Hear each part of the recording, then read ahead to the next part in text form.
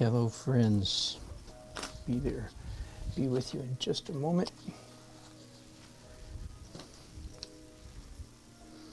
All right, today I'm finally,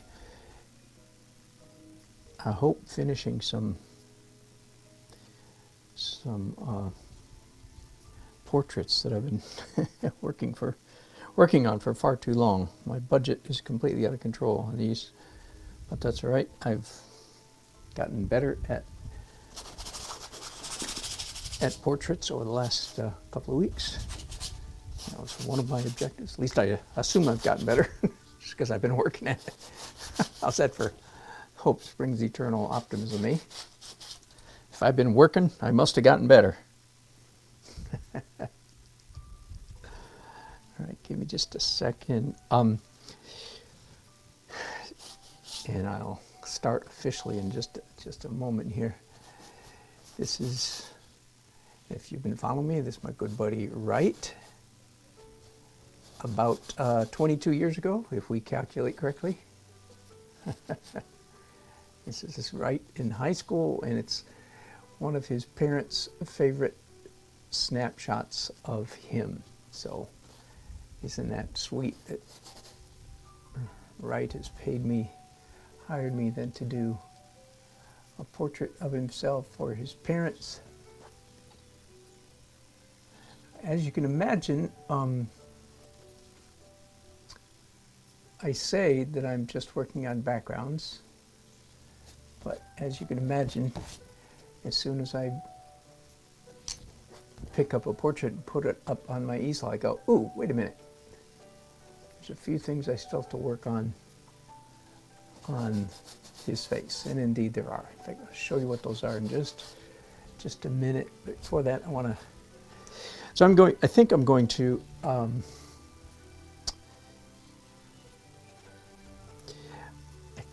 to build up fast layers of color on all of my portraits. I've already started this process. As you can see, this is not my first layer on the background right here. So I will be sitting on the hood of his Jeep back in 1998, I believe.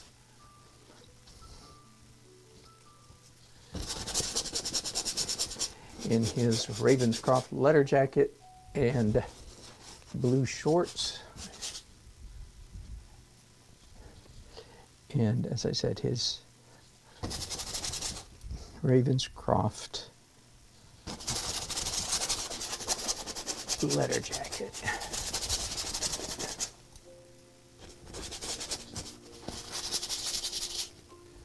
Now, I have yet to decide exactly what color to do the background. I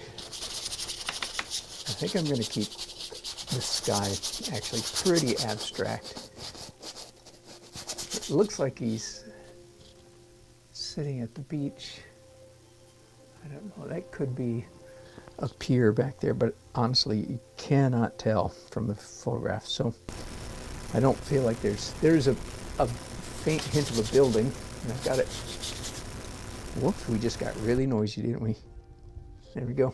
Isn't that funny? So that the electricity can be clean or almost perfectly clean for a while, and then suddenly it bursts into a roar. So that's why I've got a monitor in my ear.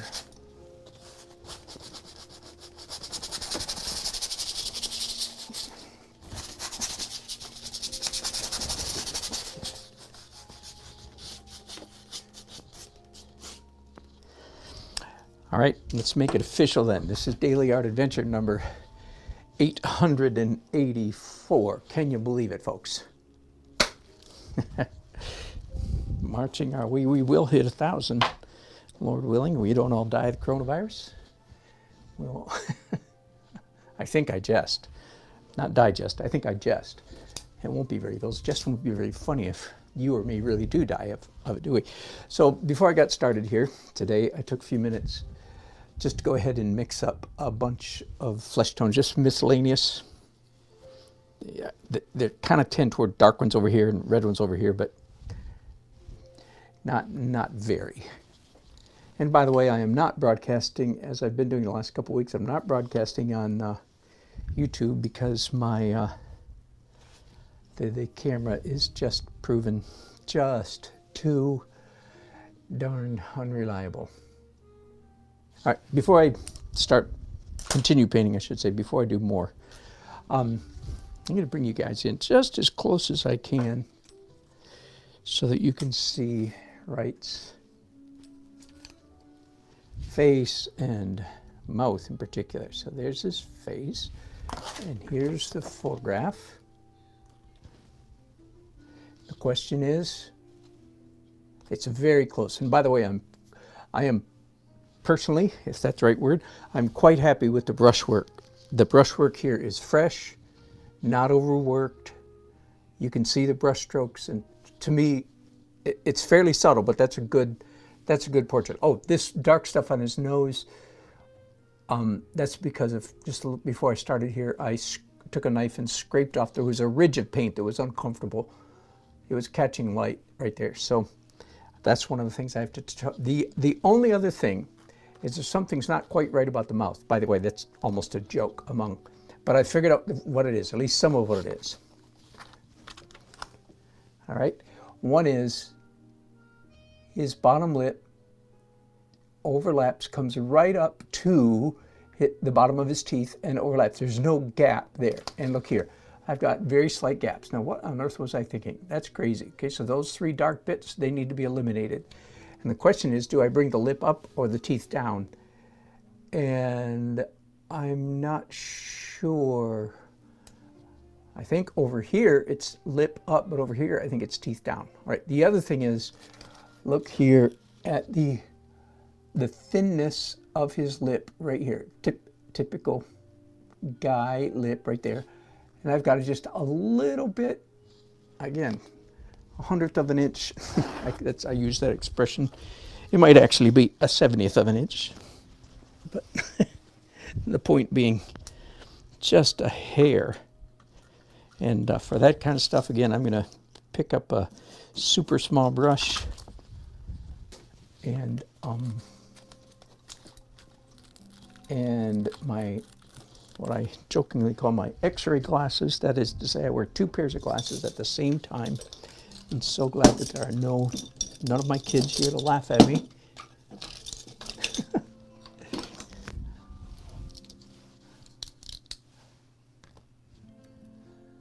All right, so let's do it. Let's pick up a nice Winsor Newton Series 7.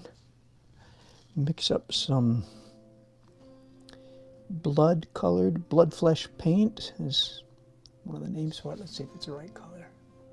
Yep. And a long-handled brush I'm going to use as a maul stick.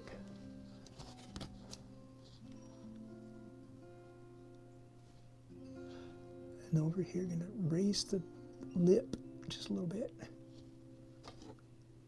I like this color. So I'm going to drag it across that part of his lip. Oh, he needs a little more highlight in his lip. How about that? We can take care of that while we're here. All right, so that's adding to his lip.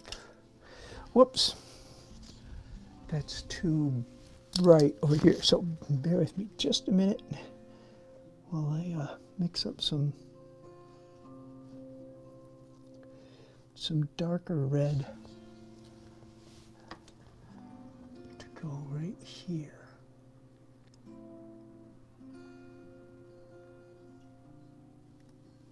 All right, now clean this brush again.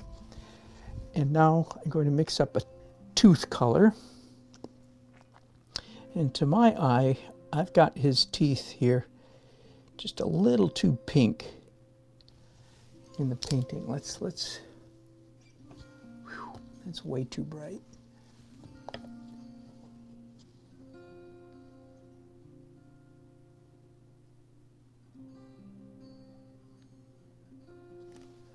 Yep, it's too bright. So hang on just a second. Which color do I want to darken it with?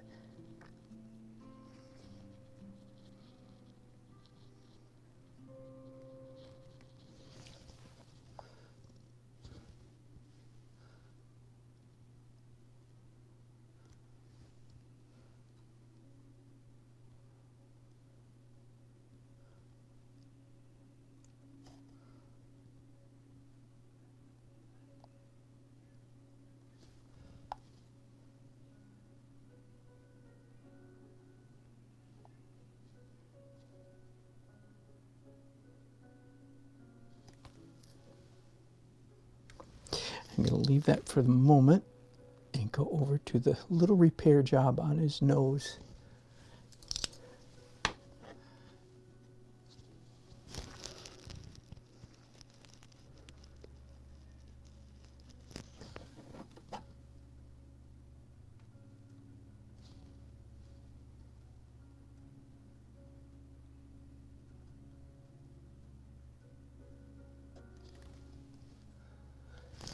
It's a little too intense of a color. Let's dial that back just a little bit. Dial back the chroma, right? Chroma is intensity of color. And there's still some little bumps in the paint over here that I don't like very much, but I think it's just because I'm looking through these super close-up glasses.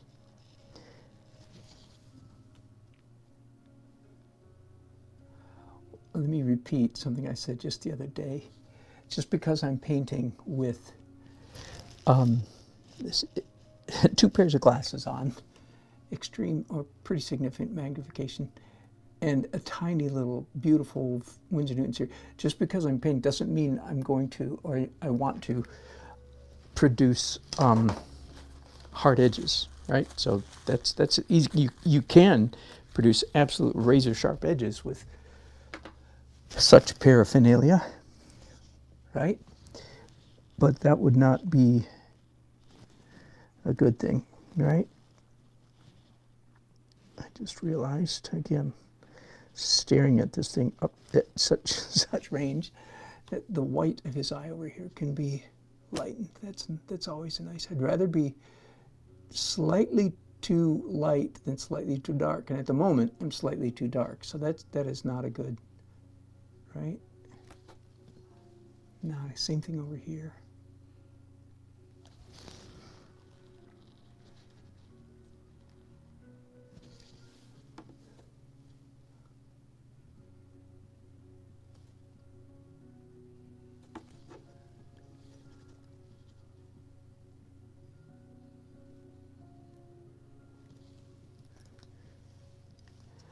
All right. That's good enough for now. I will be looking at Wright a few more times over the course of the next couple days, or day perhaps, because I've still got to paint all his background.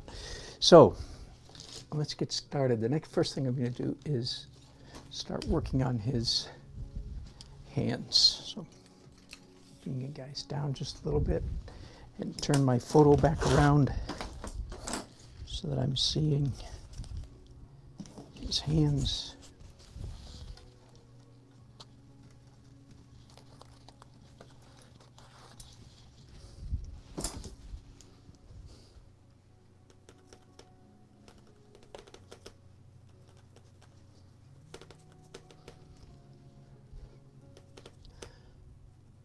Hey, right, by the way, if you happen to tune in here, watch me, I saw you called this morning when I was broadcasting on Facebook, and then I got your message, said look at my email, give me a call. Okay, sorry. So I looked at my email, and I do not have an email from you. That's just in case. Hello, Uncle. Hello, R. Ham.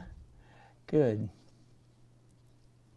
Yes, I've heard the story about Churchill throwing his portrait, or was it his wife? Somebody threw a portrait in the fire, burned it anyway, we think. What an irascible character, eh?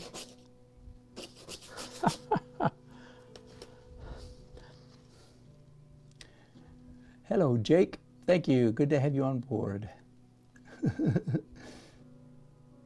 Good. Our Ham thinks the likeness better today. Thank you. Hello, Michael in Scotland. Bishop Briggs. I know you can't get carried. You can't stop now. I know the feeling.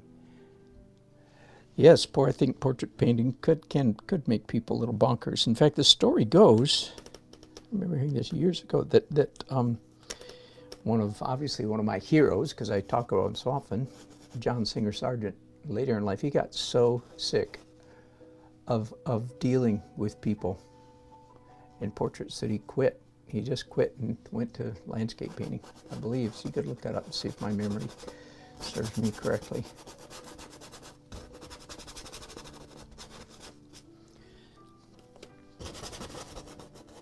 Now, all of my portraits, of course, the faces are at somewhere around 97% tight, realistic, accurate, right? I want all the rest of the painting, depending on how far it is from the face, to hover around 50% accurate, something like that. So the rest of the painting is going to be, the rest of the canvas, perhaps I should say, is going to be considerably more abstract, of course. Just like many of the real portrait painters through history, their backgrounds were quite abstract compared to the faces, and I indeed plan to follow that time-honored tradition.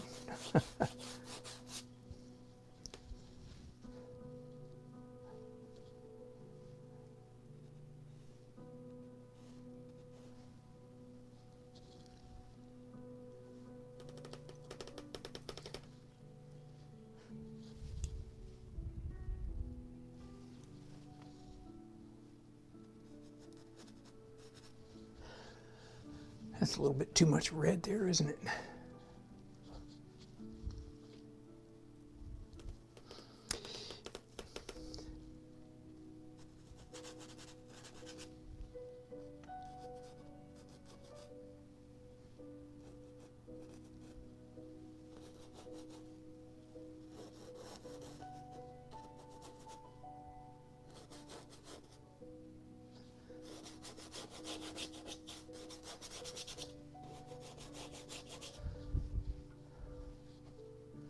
At the moment, I'm practicing a very common trick for me, if I call it that. Practice, maybe it's a better word, practice.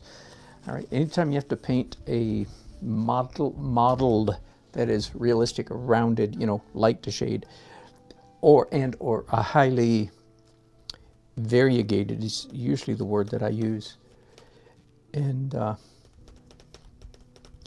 anything that has a lot of texture, but you want it to be realistic and it's shaded, you know, it's modeled is the word. All right, I have a practice, a formula that I follow, and it is mid-tone over the whole area. So that's what you saw me do a few minutes ago. I just very roughly, very loosely glazed or scumbled. It was actually a translucent paint color, flesh tone over all of his legs and hands. All right, and the next thing I did is dark details almost in quotation marks, right? Because certainly not detail, not like the face, just relatively speaking. Anyway, dark details, and then finally the last step, which I'm doing right now, is light highlights or light details, if you will. So that's the practice. If you don't know that, you should become familiar with that. Let me repeat it to you. Mid-tone overall, mid-tone over everything, followed by dark details, followed by light details. Now I'll probably do that same 3 steps at least 2 more times. No, let me see. On right, I would say at least 1 more time. At least 1 more time. And the next time around, the dark details, perhaps spending a little more time, make sure that they're accurate. And then finally, light highlights, and then I may be done. But that's the formula. It's very, very handy. This works for painting foliage, like trees, leaves on trees, clouds, a busy sky, you know, cloudy sky, water, the texture of sun on water, the look of light on water, fur, hair, flesh, you know, people, etc. So there that's it twice, and that's actually not bad for such fast painting. Now it was already drawn, so to speak, so I haven't spent a lot of time redrawing that.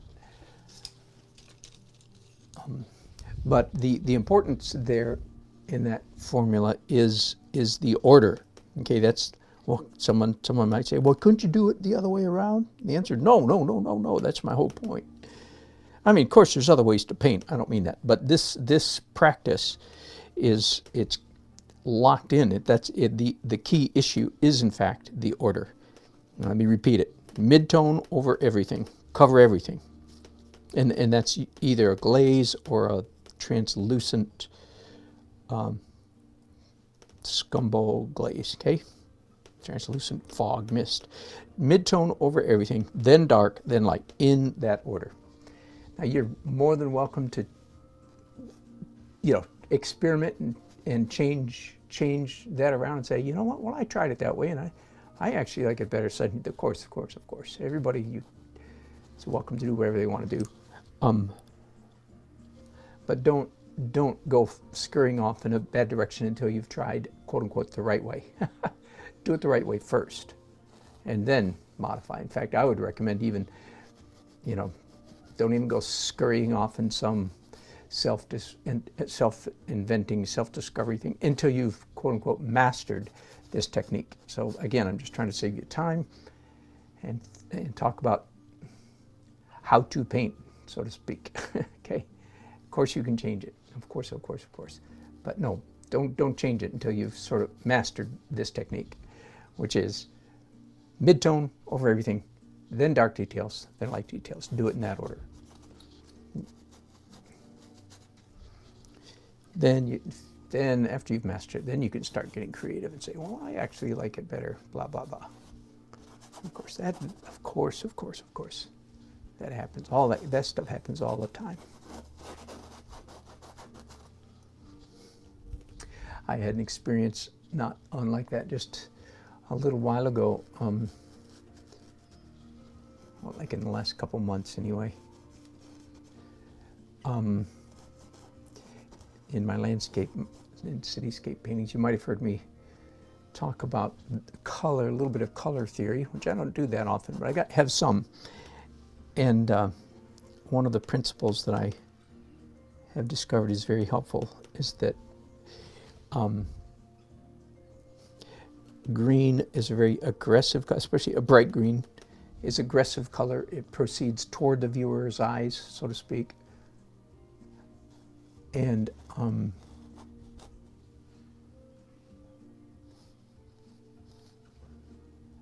purple, on the other hand, is recessive. It's shy. It recedes away from the viewer's eyes, so to speak. So you can use a purple in a shadow area. For instance, like say in the crease of this jacket, it's in the photograph, it's just black right there.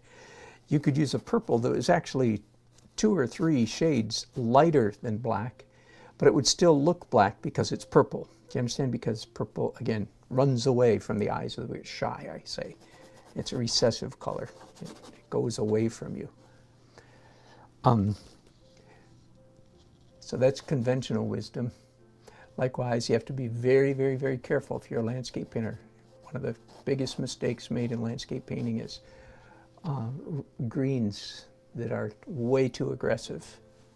Green is a very aggressive color. It's a couple examples I'll give you, just like, what are you talking, what do you mean aggressive? Okay, I don't know what it's like in your state. I live in North Carolina in the United States, but for instance, traffic signs, school crossing or pedestrian crossing signs, you know, where they have a little symbol of a person walking, right, to warn drivers, like, watch out, people cross the road right here, right?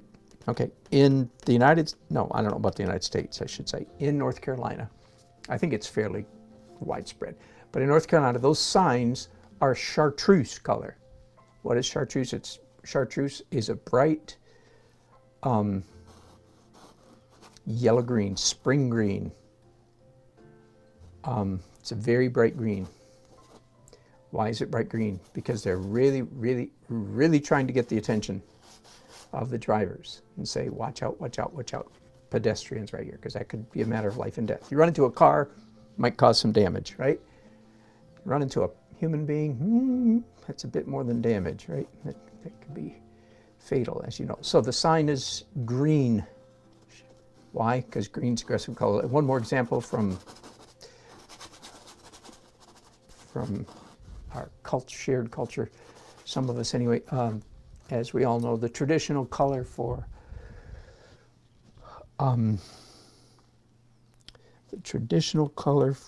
fire engines in America and probably in the rest of the Western world is red, because red is an alarming color, right? It gets attention. It's an emotionally aggressive color, right? But I would say scientists have learned that in fact bright green is actually more arresting even than red.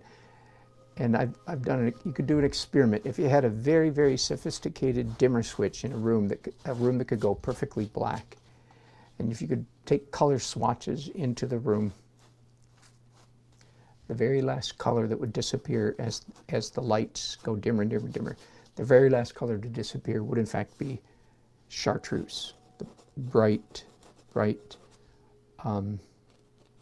yellow-green. Anyway, boy, that was a long explanation. That wasn't even what I wanted to talk about. Here's what I want to talk about. But on the other hand, so once you learn the rules, you're welcome to break them, of course. Every rule can be broken. As I like to see, I still run into art teachers saying, there's no such thing as a rule. Oh my goodness. That's just because they don't have a philosophical mind. They're just sloppy in their language, that's all, in my opinion. They're just sloppy in their language. Be that as it may. Once you learn the rule, you're welcome to break it. So a month or two ago, I was following my rule, using purple in a shadow, and being careful with my greens. All of a sudden I discovered that if I mixed up a dull green color, so quite dull and quite dark, but I used it in a shadow, like in a wheel well of a car or something like that, in one of my cityscapes. And all of a sudden I went, oh my goodness, what a fascinating. So it was a dark. Anyway, it was breaking the rule. It just looked great. It worked well. So that kind of thing. So the same thing with my 3-step process. Do this first, this second, and this third. Mid-tone over the whole area, then dark details, and then light details. Learn it, and once you've learned it, once you understand it, once, so to speak, it's under your fingertips, you don't have to think about it, it's intuitive. Then, of course, you're welcome to muck around with changing it. That is not what we usually find among art students, however. What we find among art at university, college students, or high school students is an overweening desire to be creative, because creativity is far too valued in our broader culture. Creativity is of some benefit and value, but it's not nearly as valuable as skill, craftsmanship, draftsmanship. In my humble opinion, which ain't so humble as you know, I think college students, by and large, college students should not be allowed to experiment with finding themselves or finding their style or developing a style at all. They don't know it. They really don't know it, but they are just kids. And they would be aghast to hear me say it. So please don't let any of your college-age students hear me say that. And I can remember how I felt as a college student. I was a pretty good drawer. I was a pretty good draftsman. Mine, frankly, whenever all the students in the class did anything, figure drawing, I was pretty much, I'm not unique in this regard. There's a set of us that are like this. I was the wow kid. pretty much. Other kids were trying to be expressive, and I was trying to be real. Anyway, so I thought I was quite the cat's meow, bee's knees. And looking back, I said, no, I was a snotty-nosed kid. I was a student. I was so much a student. Now there are some people who are exception to the rule, but generally speaking, it's not you. Whoever you is. It wasn't me.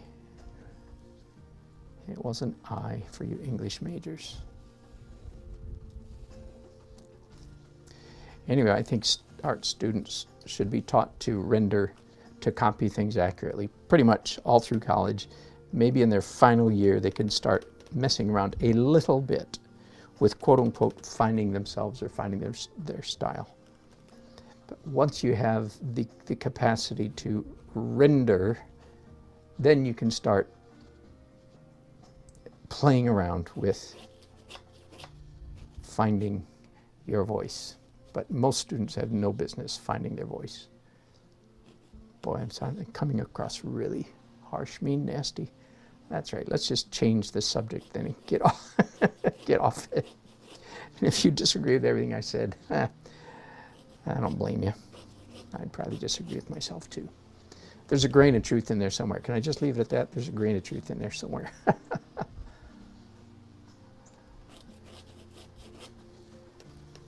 Hey, the wind is blowing outside. I think it's about to rain out there. How about that? It's been a gorgeous day. My goodness. It was this whole weekend was just the stuff of storybooks. It was so beautiful here in North Carolina. With murder and mayhem reigning around the world. Murder by some little bugs.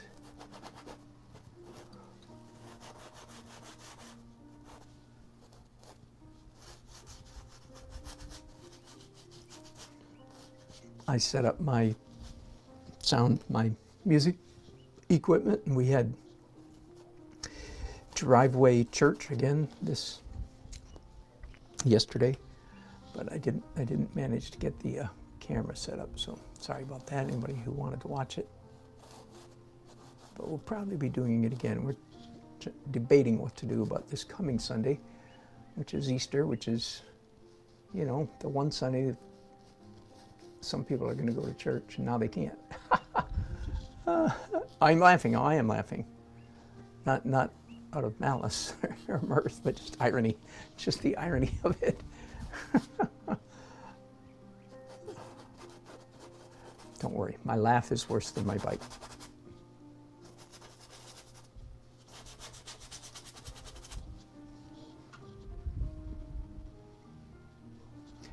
I'm going to darken this. Vignette these corners a little bit. Brushes are way too small for that, but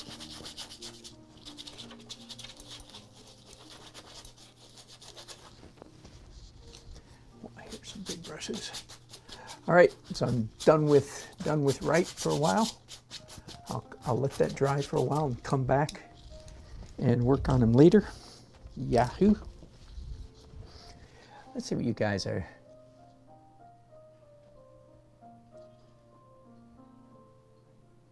Yes, Uncle 60. I'm sorry. Thank you for asking.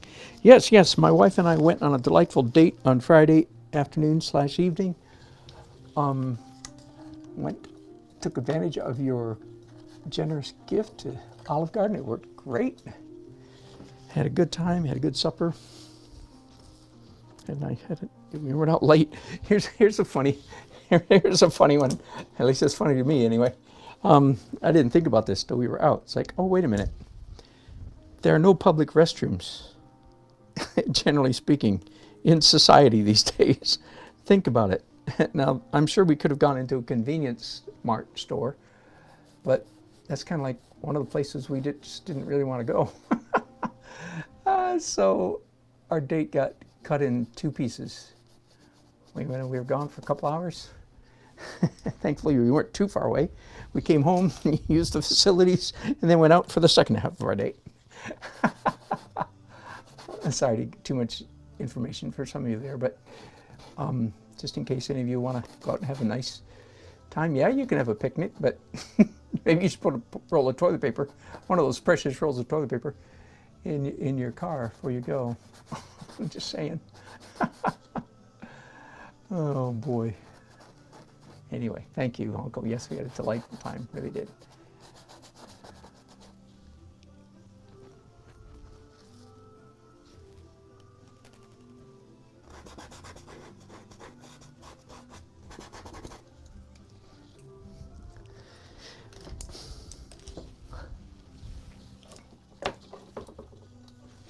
So what else are you guys saying? Khalid, JJ is saying, I think the portion of his shorts on his left thigh should go a bit taller. Don't you think so? Oh yeah, like up here. Good eye. I'm not sure where the mistake lies.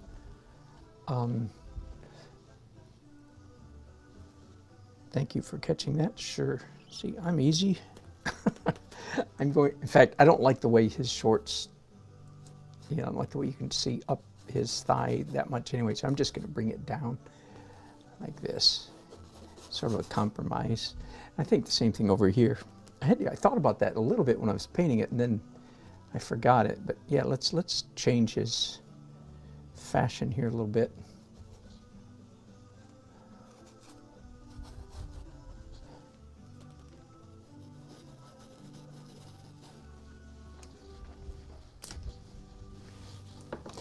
What else? Well, thank you, Michael. I'll be back. I've got a commission for a cityscape waiting for me downstairs right now. Can't wait.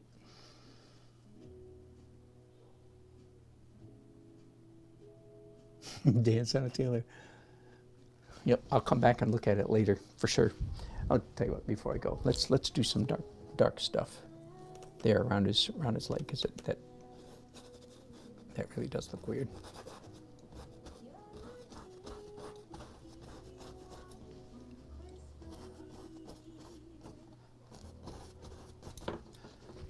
Yeah, close enough. I'll catch it later. Okay, where to go from there, eh? I'm up for a little change of pace. Nancy. Now this painting is a little unusual. I have to raise it up. Hang on. Larger face, life size. Maybe even a tad above life size, which I almost never do. I'm not sure why I ended up doing this face so large. I had a sort of a sudden jolt at the end of Friday or Saturday, I guess, when I was working on it. It's like, wait a minute, why is that so big? Which alarmed me a little bit, but the good news is I love her face. Now, some of you were with me. I did some really radical photomechanical tricks the other day to get things positioned.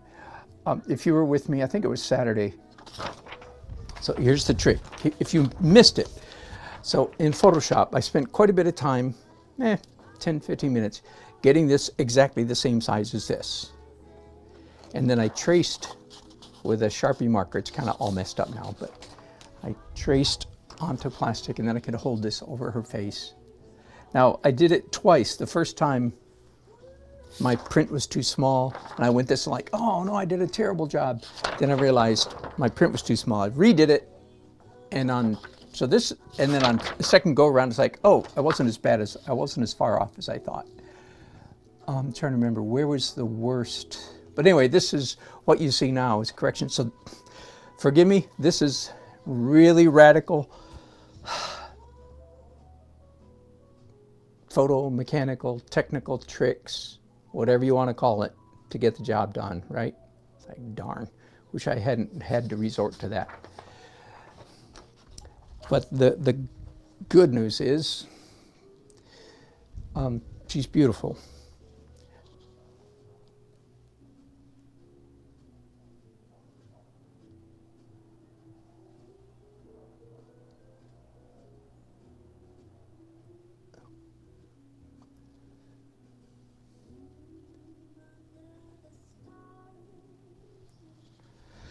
looking at your comments. All right. Of course, the last time I worked on this now was Saturday.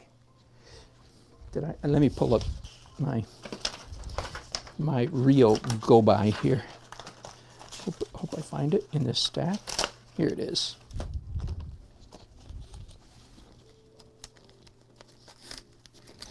And forgive me, I'm going to take just a second to get that line off her face. That was an earlier technical trick for measuring, right?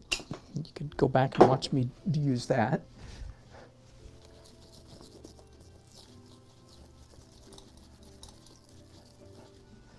All right, so there's Nancy's beautiful face, and there's her beautiful portrait.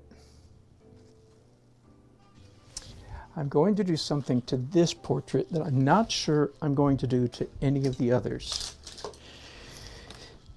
And that is, I'm going to glaze her. Back in the day, what day? Oh, I don't know, but a while ago, 5, 6, 7 years ago, say, I was glazing portraits was my thing.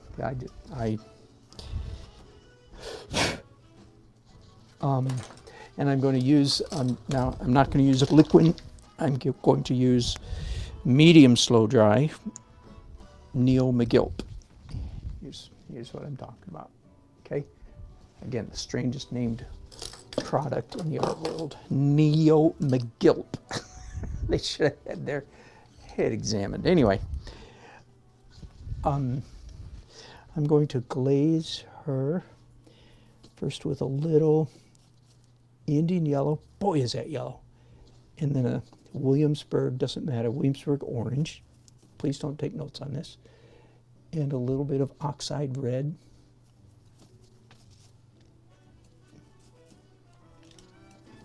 And I'm going to add a little Scarlet Lake. So I don't really know here what's on my brushes. Yeah, that's what I thought. Too yellow. More Scarlet Lake and more iron oxide. I said iron, it's really just called oxide red. But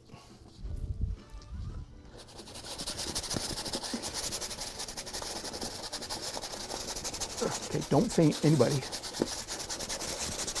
Least of all, most of all me. Don't faint.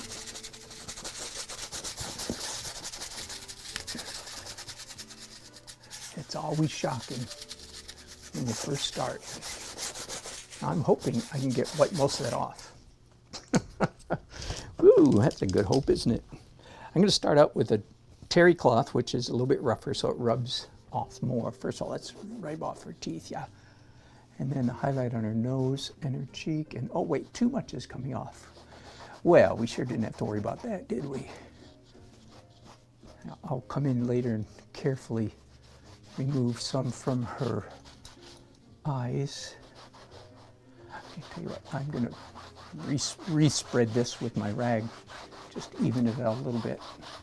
It's coming off very nicely and easily. I was a tiny bit nervous that I might have to work at, but I didn't, so here we go. All right, she looks better already, doesn't she? She does now. Now let's clean up her teeth a little bit, clean up her eyes a little bit, so I don't want them quite that yellow. How about her lips? Yeah, clean off her lips a little bit, and then just the edge, the highlight along her face. I mean, I don't, why did I paint her large? Maybe it's because I thought I was doing a cover girl. She's a very pretty lady, as you can see. It's a very glamorous, you know, kind of like a glamour shots kind of pose. Maybe that's what influenced me to do her.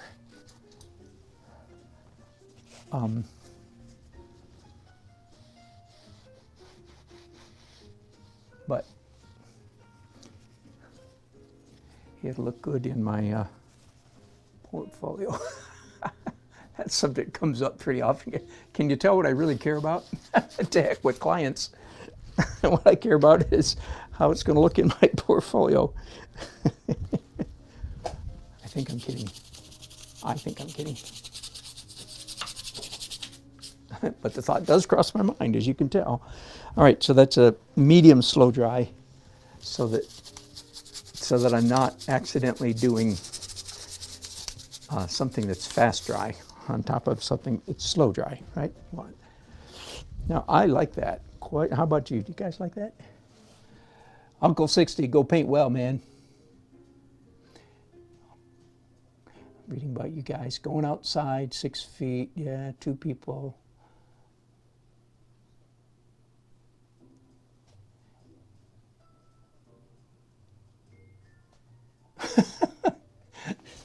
Chief medical officer got the sack for visiting. Oh my goodness. Interesting times, eh? All right, so now I'm mixing up same brushes, big brushes, a little bit of oxide red and a little bit of my favorite color killer, which is raw umber. And in this case, student grade raw umber. Because I'm thinking, if I can just come in here, she needs a little more darkening, doesn't she? Again, for what it's worth, this is actually my favorite. Well, I said years ago, this used to be my, if you will, stock in trade in the portrait world. Have a whole series of different ways of achieving flesh tone by glazing, which is exactly what I'm doing right now.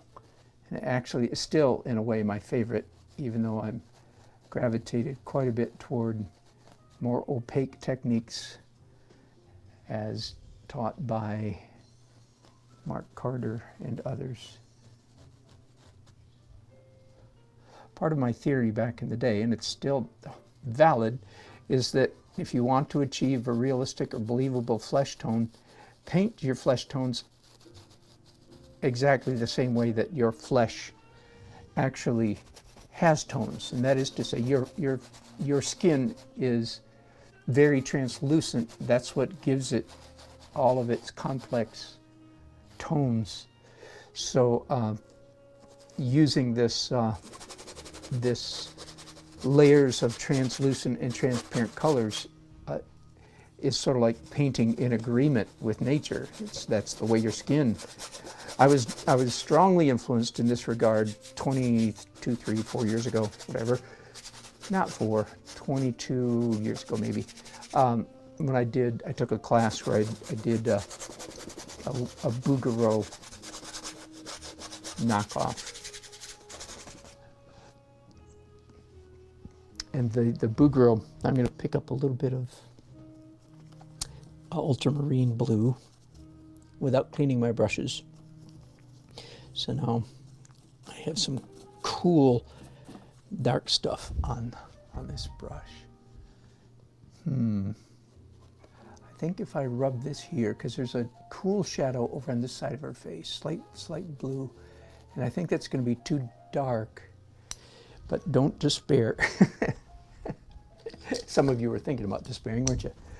I'm going to diminish it now with a clean brush, brand new clean brush, just sort of wiping it off accurately. Yeah, that's nice. Now where else? Yeah, she has a slight cool shade over here. Oh, that's nice. How about here? Sure.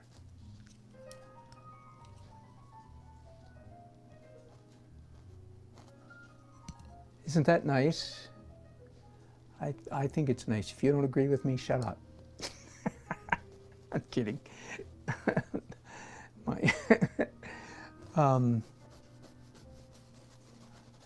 Dang, I'm just about talking myself back into going back to the good old days of glazing flesh tones. That's what that is. There's nothing like it.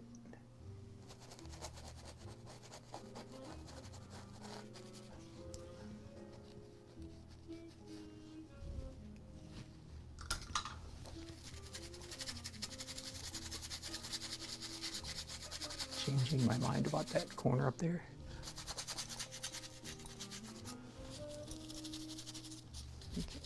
vignetting it just a little bit. Yeah. Let's do more of that. Tiny bit of oxide red and a tiny bit of ultramarine. And still, my brushes are nearly dry, but they just have a tiny bit of Neo McGilt on them. So it'll take a day for this to dry, whereas if I was applying liquid this thin, it would be dry in 45 minutes or an hour.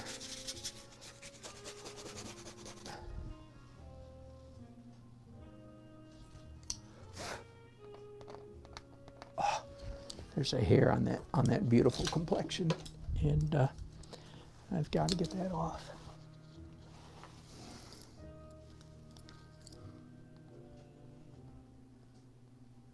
Okay, good. It wasn't buried too deep in there.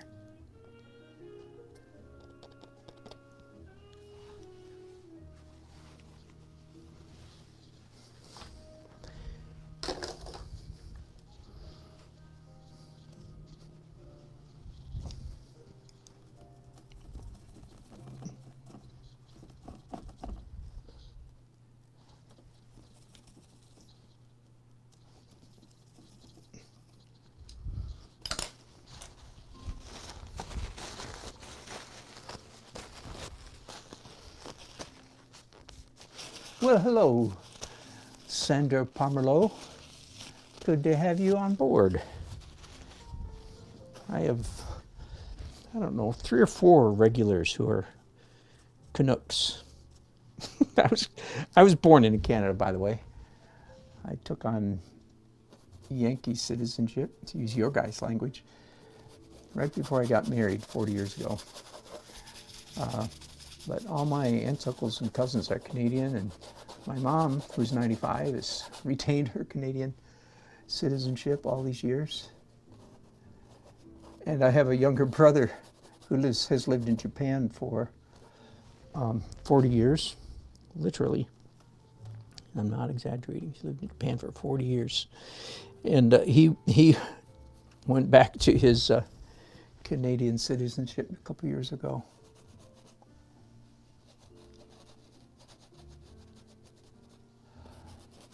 Anyway, I have 3 or 4 real regulars here, Canadians. I was going to say, I always forget, is it Canucks or Canutes? There's a very strange reason why.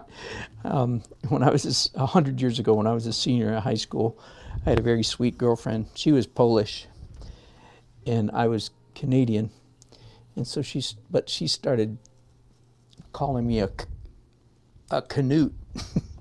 Just in jest, just being funny. But it stuck so well that now I always have to think twice.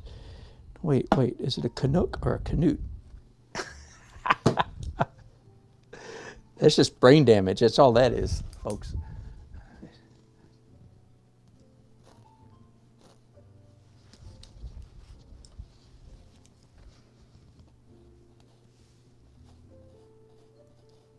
This, I feel like, probably is one of those paintings where I really and truly wish you could see it in person, because I have a strong suspicion that the subtleties in it are so subtle. The subtleties are so subtle. How's that for redundant? That you're really not seeing it, but it's the best we can do, isn't it? I am quite happy with the subtle changes that have taken place in it in the last 20 minutes or whatever it's been. Now, I'm going to do it a little bit more blush.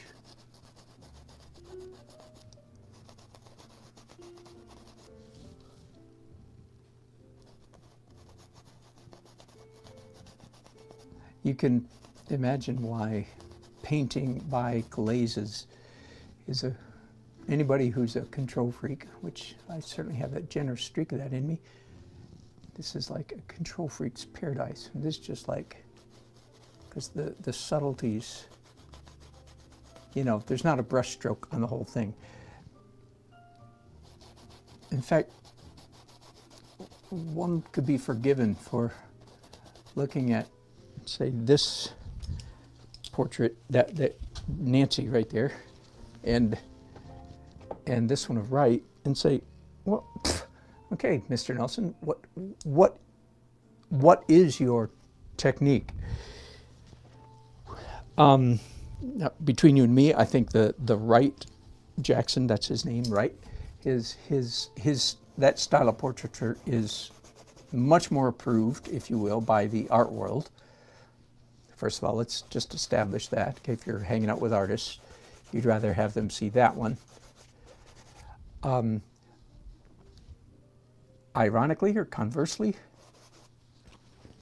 a whole bunch of people who are not artists, I know, would actually prefer this one, because they'd say, oh, it looks just like a photograph. That's what they would say. Of course, it doesn't.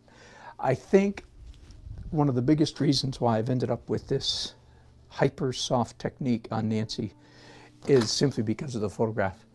I do not have, this is as good as I could get this photograph to look in Photoshop. It's very fuzzy, very soft edged. And so I think for me, this is soft because the photograph is soft. And I couldn't do anything else. Now let's turn this around here. I actually do have a wider image on the back side.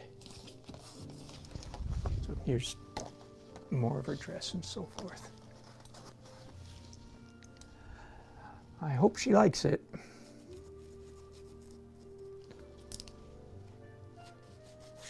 Honestly, I cannot remember ever doing a portrait that was slightly larger than life size.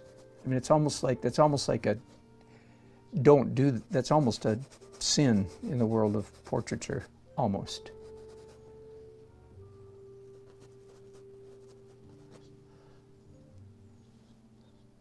But when I look at this portrait, I'm inclined to say sin schmin, whatever that means. This just looks nice.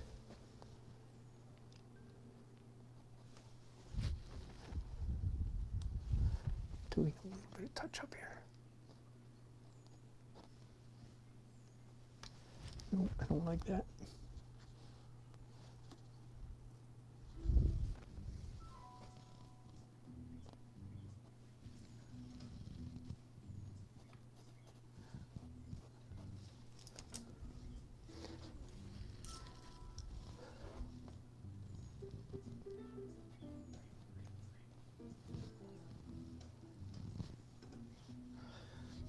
I'm so close to done. I'm so close to being done.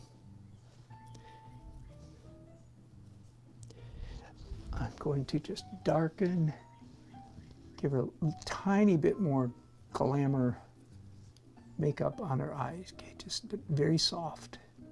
Everything about this portrait is soft.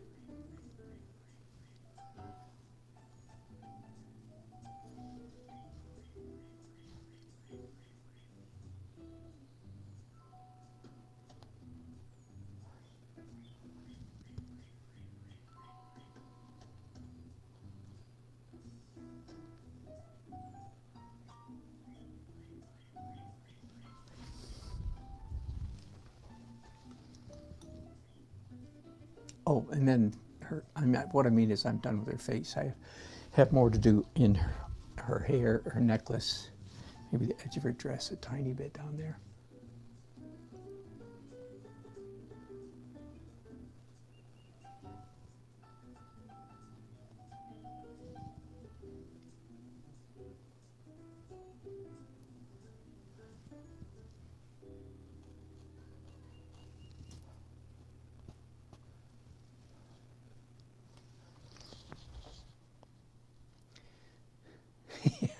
It is Canuck, I know. Believe me, I just have to think about it for a minute. And I realized, oh no, wait. Canute is what my girlfriend called me. That was the joke. It's Canuck. And of course, there's a major league, was it hockey, baseball? I forget which team it is. It's the Montreal? I should know. That's really bad. I'm in touch with now all my Canadian cousins because, you know, we have groups on Facebook. Thanks to Facebook. She does look like a movie star, doesn't she? Well, first of all, the pose, right? It's a glamour shot kind of pose. And then secondly, the photograph is all blurry, so soft focus. I like it because she looks beautiful. Nancy, we're hoping you like it too.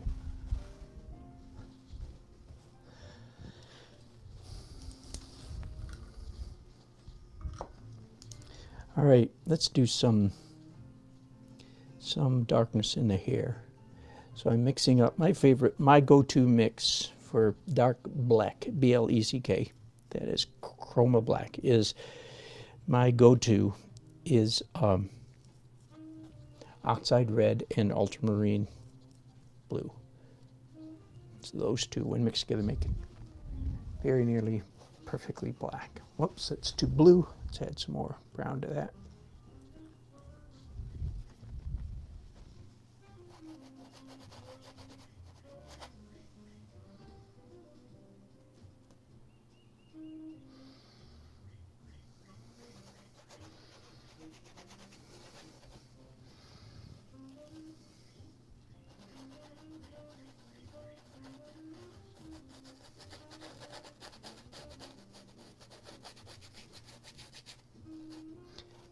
I mentioned William Bouguereau a while ago. Everybody should know him, know of his work anyway. French salon, you know, he was the last great salon painter, the last great traditional painter, you could say, before all hell broke loose in the art world. Starting with a very mild version of hell, Impressionism, which of course was radical at the time, not at all radical now, and then all the other stuff. Anyway, so Bouguereau was, some would say, the last great of the old masters, if you will. Part of the story that is part of the mythology of him is one of his now most famous paintings, Satyr and Nymphs, was, I think, rolled up. I don't know, something like this. It's one of those proverbial, you know, rolled up in somebody's attic or sold for $7,000 or something like that in 1975. You know, before the counter-revolution really got going. The counter-revolution, counter to the 20th century stuff, and in fact, one of the main agents of that revolution is a group called the Art Renewal Center. So that's what they claim to be, ARC, Art Renewal Center. And this painting, Satyr and Nymphs by Bouguereau, is like the masthead painting of their website. It's their number, and now it's worth millions. But I think everybody should at least some point in their art career, if you're going to be a good craftsman artist, like the kind I was talking about earlier, everybody should take a whack at a Bouguereau painting, in my opinion.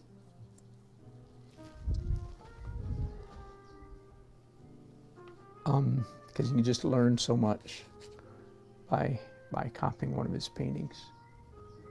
So that's what I did, I think in 1998, 99, something like that. No, I guess it was 99. Sorry, it wasn't 98, it was 99. As if you guys care. I know. Yeah, let's get it straight, Nelson. The painting that I did, it still hangs up right outside my studio door here. I am upstairs in my house right now as we speak. I have I'm a lucky artist, very blessed artist. I have 2 studios. A big one, fully appointed with big easel and electric easel, all that kind of stuff, downstairs. But our grandchildren moved in with us 2.5 years now. It's been 2.5 years, still a temporary condition. And I needed a place to hide away. So I bought this small easel and set up a secondary studio up here where I can work in peace. It's going to come to a little bit of an end, though. We have another family member moving in with us in 2 or 3 weeks. My wife's brother. We're excited about it, but it's going to be exciting to me because his bedroom is going to be this studio. So, oh boy, here we go again. I wouldn't think it was possible, except we've done it already one time. We had a young lady living with us for 10 months whose bedroom was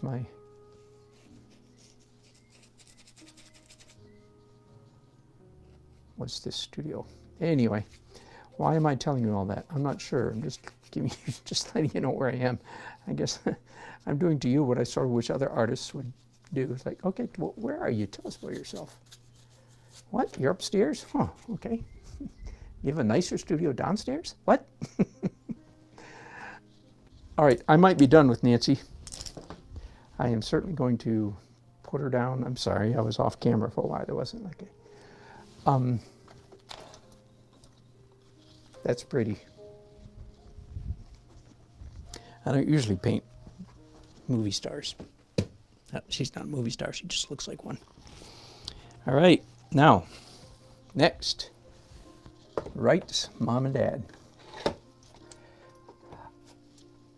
I was working on this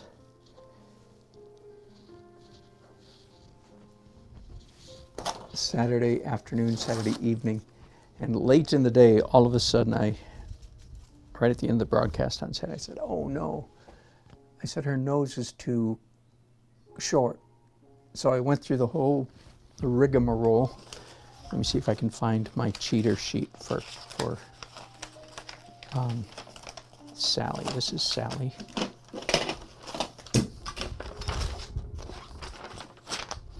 Well, be that as it may, I came up with a print that was exactly this size, traced on it with a Sharpie, and then laid it on.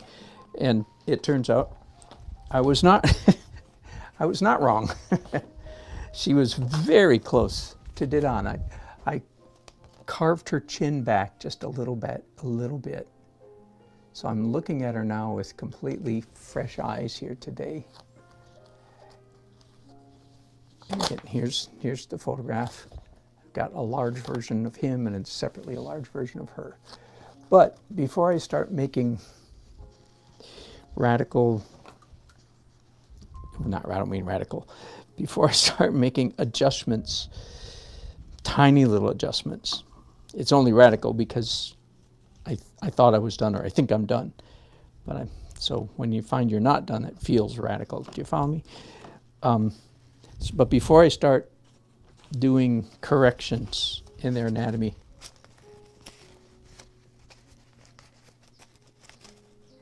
I'm going to do the same thing to them that I did to Nancy a minute ago.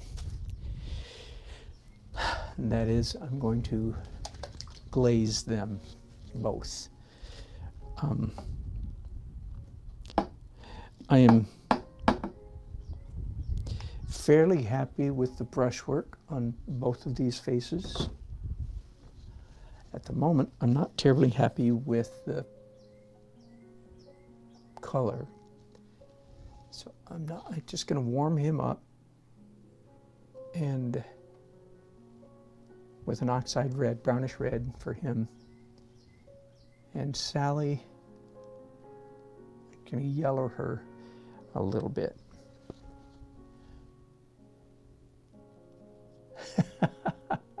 Thanks for the invitation, Michael. I would love it. I better find find some brushes here that I can clean up and use for glazing.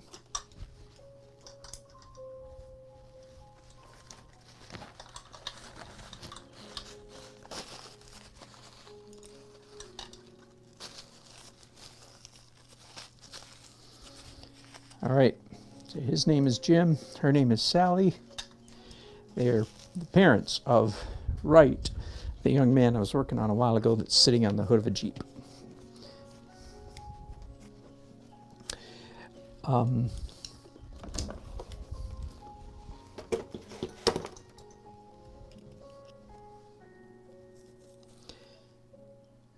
if my eyes don't deceive me, if they don't, which is always a possibility, right, that they do, I think he needs to be oxide red will be just about the right color. Whoops, that's too much of a good thing. That's always the way it feels, so at least for me, when it's like, oh no, that's way too orange. Okay, be patient, be patient. I'm gonna orange the background as well, by the way.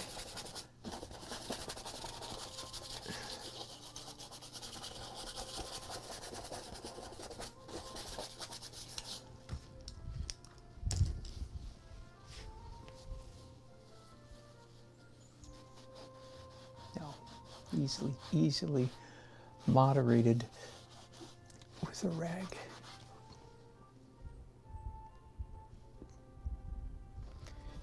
Yeah, it's passable.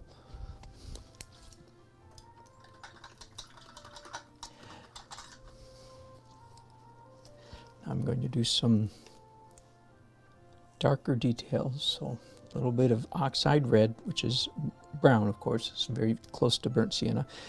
And my favorite dark color killer, which is raw umber.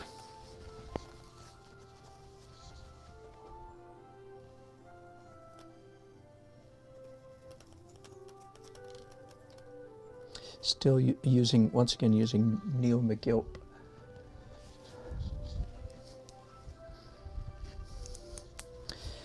All right, since I'm working on his face though, let me turn this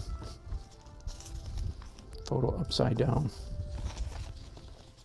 So I have a large version of him to go by.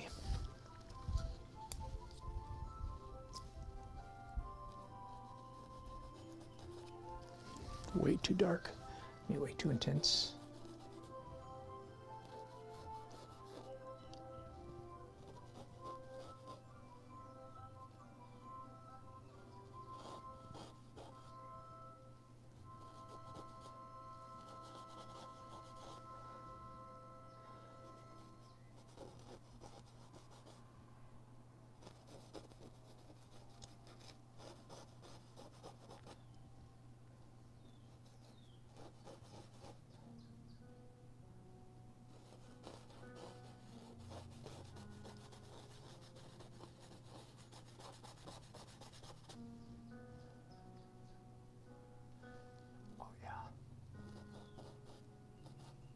Better.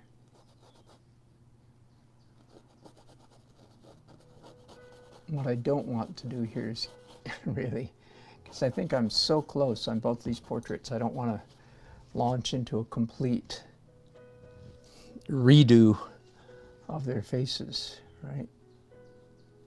I just don't have the energy for that. I don't feel like, again, because I think they're so close already. I'm sort of doing a compromise, which is dangerous. I'm doing a compromise between this photo, which I feel like is just way too red, even though Wright told me they had just spent a week at the beach. And this is a historical photograph. I would guess this photograph's within the last 10 years.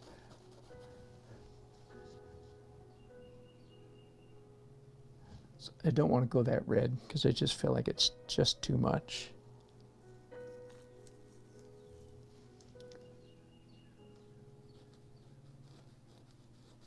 But having said that, I have just put red on my brushes.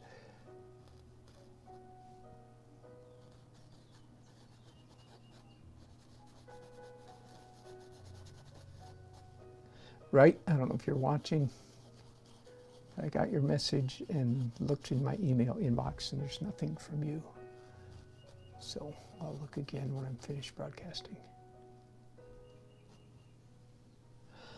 Right, now I'm going to keep these same brushes, just rub them off on a paper towel. And let's put some light colors on them.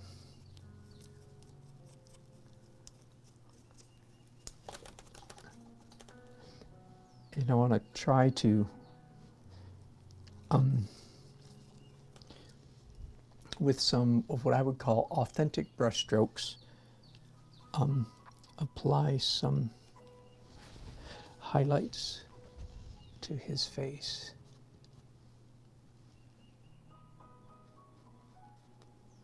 What is an authentic brush stroke? Well, I actually have a definition of it for you. An authentic brush stroke, sort of the opposite of what I just did on Nancy, if you were with me a few minutes ago when I was doing the blendy, blendy, blendy thing on the beautiful Nancy's face. Authentic brush strokes are strokes that can still be seen, that are left visible, sort of identifiable.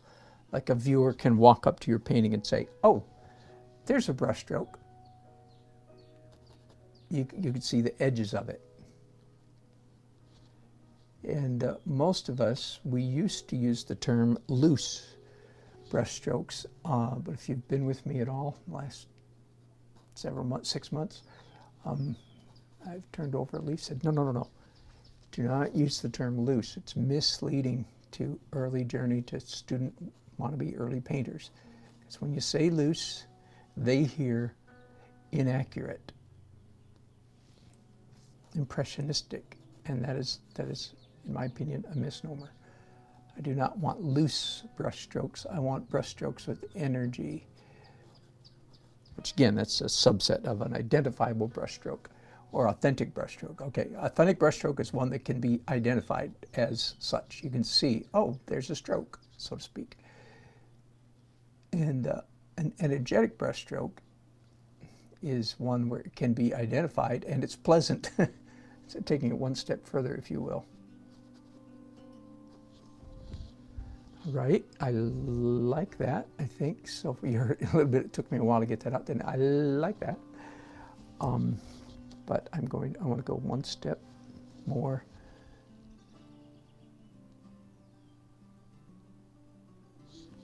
I'm going to add a little bit more white to the mixture I just used, and a little bit of Naples yellow, which is a very pale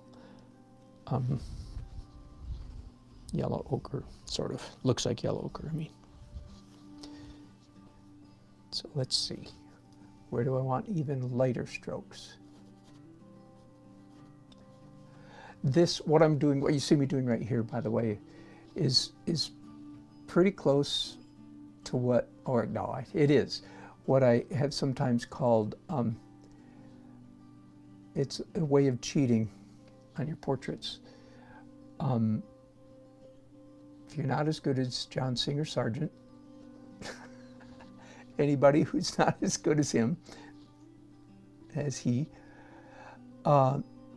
this is one of the things you can do to fake it till you make it, which is do whatever you need to do to get the painting accurate. You know, small brushes, over much detail, blah, blah, all that kind of stuff, too much painting, fussy painting, blah, blah, blah, right? And then when all of that is, all the marks are where they ought to be, then you come in at the very end and touch up your painting with better brush strokes that retain their energy, brush strokes that haven't been brushed out. You know, just ironically, I just finished, a few minutes ago, I just finished an example of a painting, did it on purpose, and talked about some of the reasons why, with the beautiful painting of the lovely Nancy lady, right? Over-painted, over-stroked, over-smoothed, over everything we talked about. Why is it all those things? Partly because it's so large, partly because it just happened, and partly because the photograph is so darn fuzzy. So all those things conspired together to make her a fuzzy portrait. And it's, again, it's the kind that my fellow artists would frown at, but a great many non-artists would love it. So I'm hoping Nancy's among the non-artists who will love it. A little tiny bit of highlight on Jim's glasses makes a big difference in its feeling completed.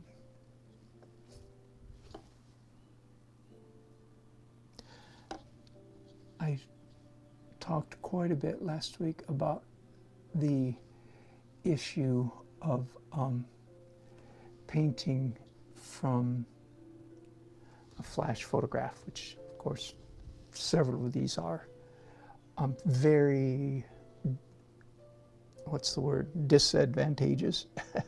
not a good thing.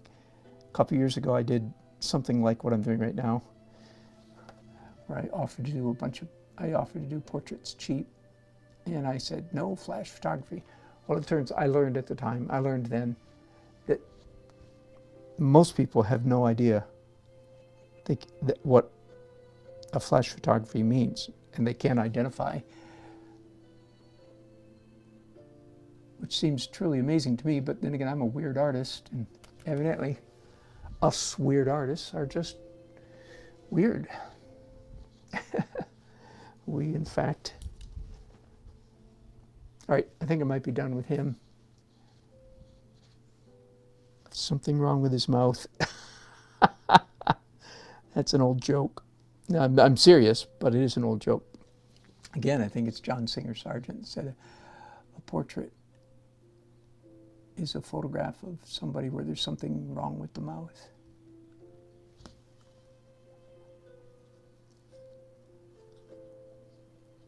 The good news is I think I know what it is. I'm going to try to fix it right now.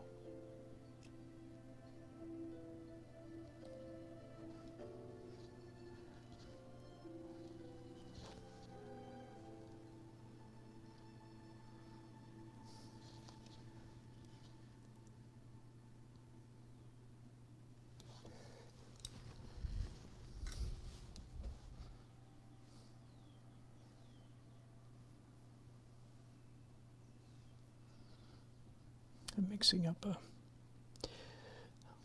I didn't want to get into this much detail, but I don't seem to have any choice. Gotta fix his mouth.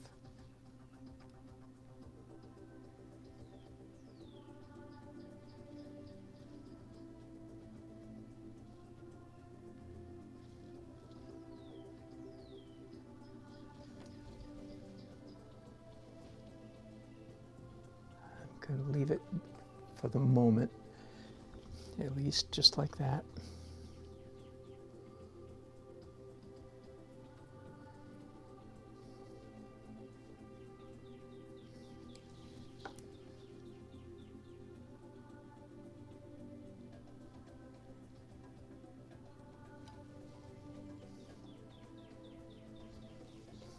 All right, now let's go to Sally, see what she needs. Okay, let me go back now that I'm looking at him now. Back and say, oh yeah, color's much better. Now, the brushwork on her face is much better. I worked on her last Saturday. Hers was the last portrait that I was working on at the end of a long day, and brushwork much more traditional good brushwork on that one. But there's something slightly wrong with her chin. Oh boy, when will it ever end? It will here shortly, I promise. And I'm thinking that with my fresh eyes right now, I can see it. All right, again, it's her smile. It's been a hard day on smiles.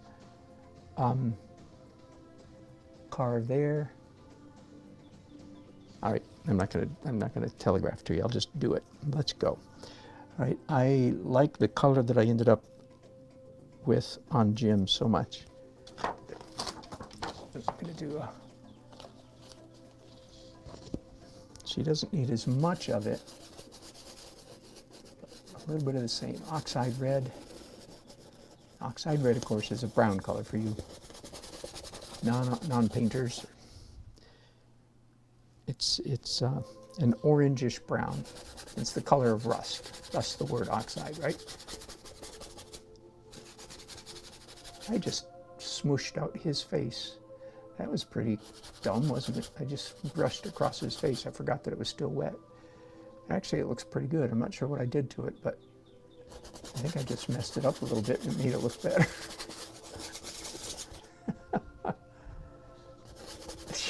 That was really dumb. That is really unintelligent. I'm a little bit worried about myself. Okay, same thing that I did to him. Apply that and then just remove some of it.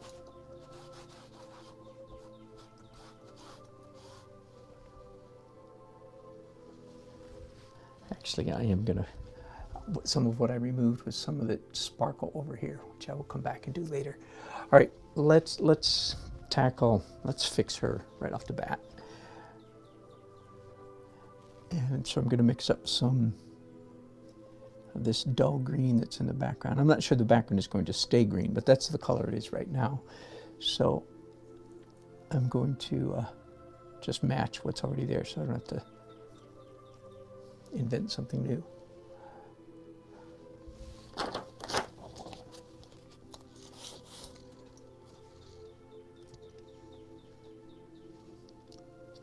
And I think, alas, I think I need to do the, again, the dreaded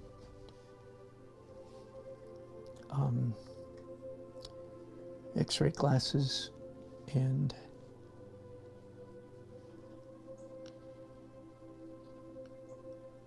mixing up more of that color.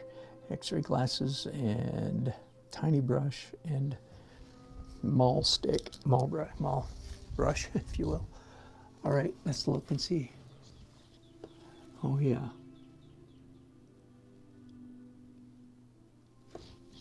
Carve that in a little bit.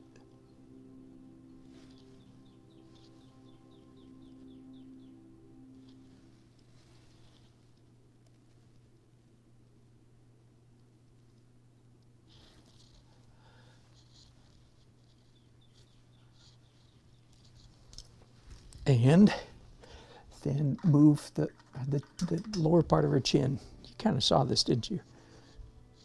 That part of her chin. It was too far out earlier, Saturday. That was the one error that I discovered when I used a mechanical means. But I moved it too far back, just literally a pencil's width, a sharp pencil. I don't mean a dull pencil.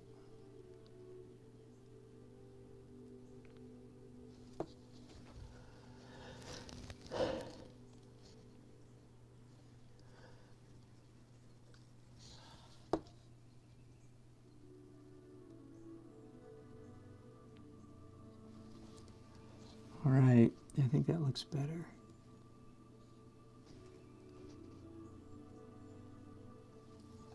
Let's take the glasses off.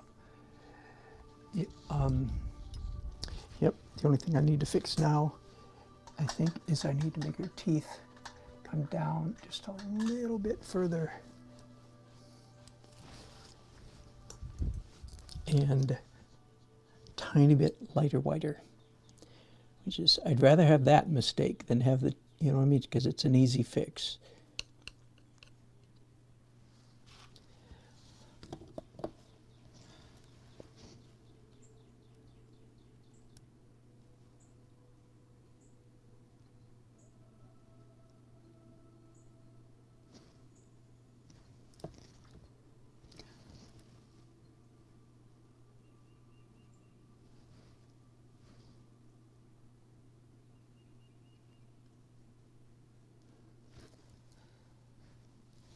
Yes, I can make the whites of her eyes. The white of her one eye slightly lighter.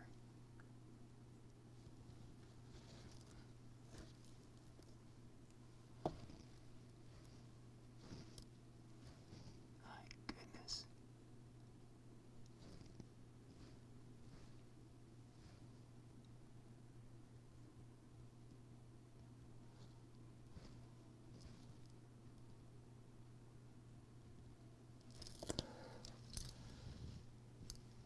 Now it's too white.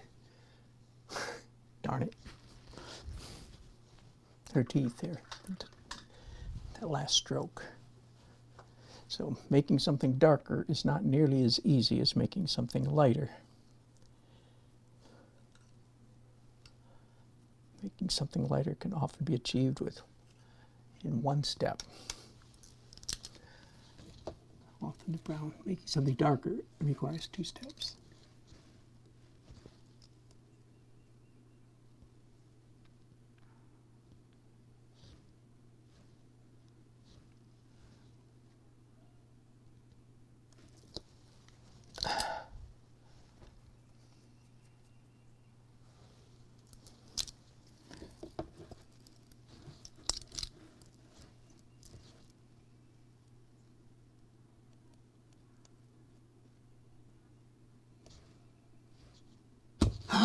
Oh my goodness.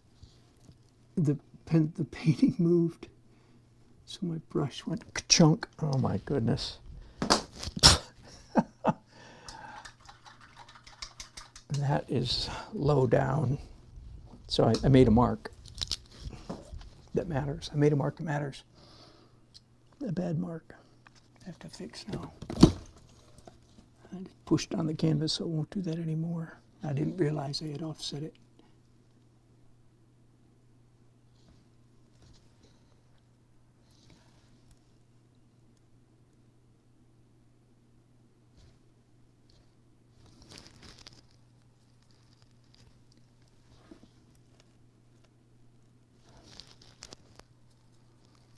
I'm discovering it again, like this little tiny triangle, this gap, between her teeth.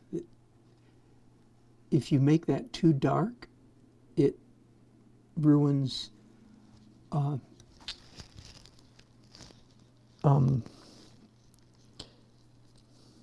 likeness. It can lose a likeness simply by that little speck of. So don't make it too dark. It's often, like here it is here, it's actually a dark red, dark reddish brown. And I had it too black gray brown.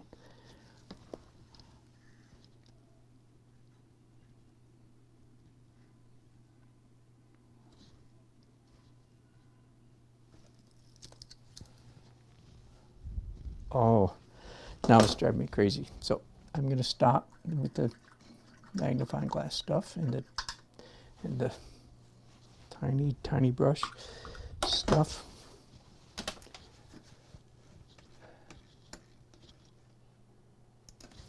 And her teeth are too white, but I'm going to just have to tackle it later. I don't have the energy, frankly, to fix that now. What I do have to fix, what I do have the energy to fix, is some dark details in her face. So for that first darks, and then the lights. Now, not much, not even as much as I did on Jim, because as I said, I find the energy of the strokes on her face is better than it was on his. So I don't need to do much.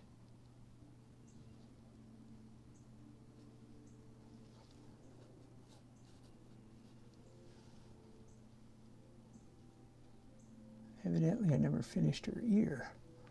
Well, that was a significant omission.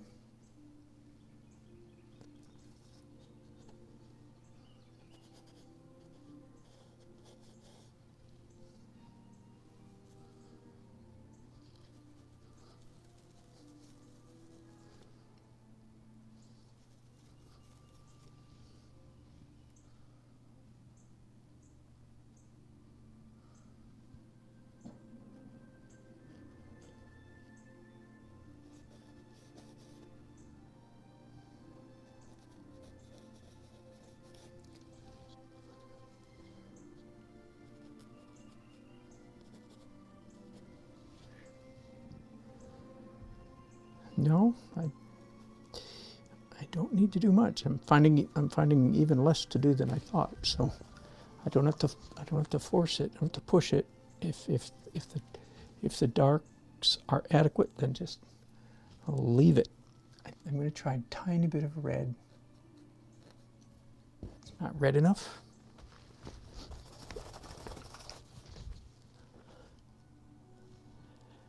Not Scarlet Lakey enough. So let's try. I can just right here, the top of her cheek. Yeah, all right, that's all right. A little bit here in her ear, top of her chin, back of her neck, underneath the eyebrow, and at her hairline. All right, I think that's all. Now, the last thing I'm going to do on her, again, just the way I did with Jim, just a few little light highlights.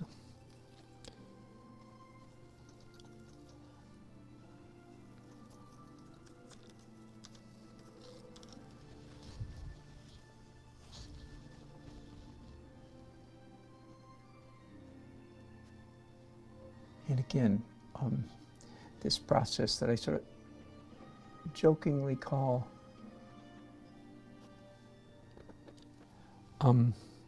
sargentizing painting, making my final strokes just a little more energy, a little more identifiable, a little bit more raw, hard-edged, identifiable as what I call real brush strokes.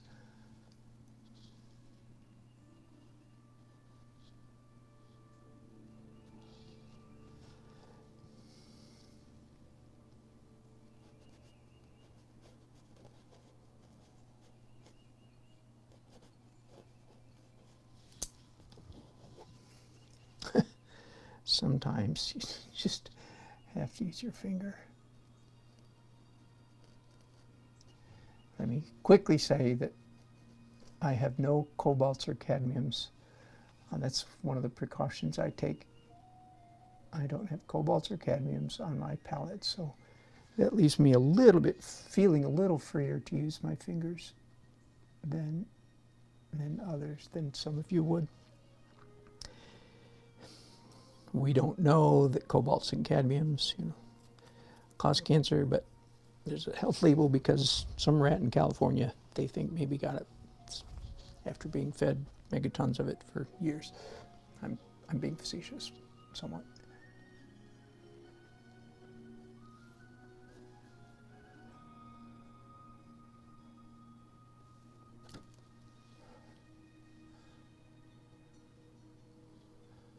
I have on my brushes now, again, just a little bit lighter than I had last time.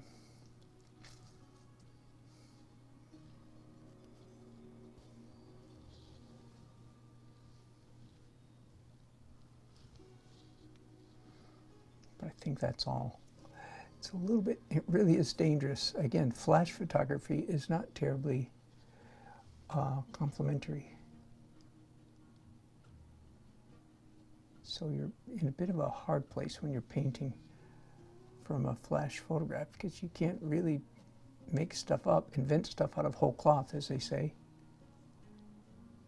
You don't want to be quite as garish as the photograph actually is, so it's a bit of a trick, balancing act.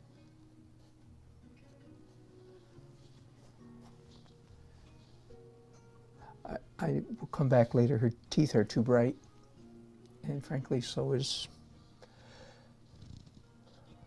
the white of her eye, which ironically I just lightened them just a little while ago. Thought I had room to lighten them, and then after I did it, I discovered, nah, I overdid it. Let's do a little bit of the light in her hair.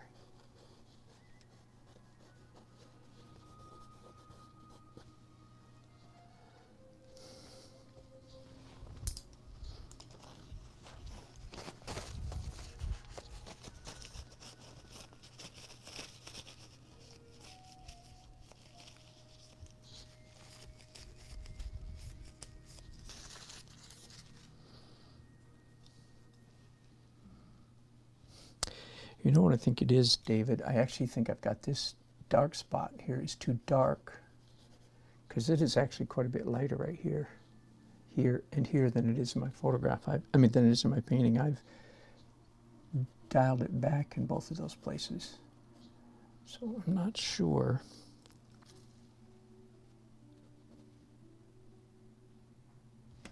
But her eye, I hate to do this, but her eyes are driving, her eye and her teeth are driving me nuts. So let's come back in here, mix up some with some blue in it. That is not at all uncommon, by the way. The whites of people's eyes often have a fair amount of blue in them, and as hers does indeed. Oh my goodness. Did you see what just happened? I'm just like full of mishap today. What in the world?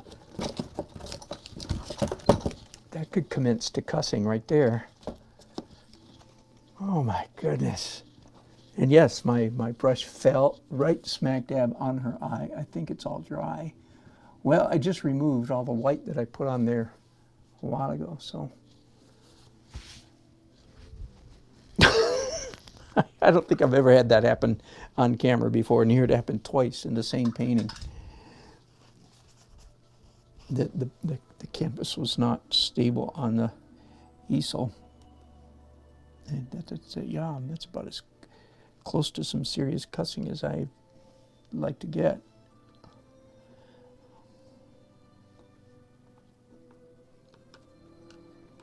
Dang.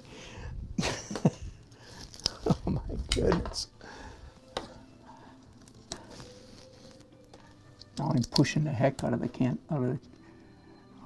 whole easel, because I don't want that to happen again.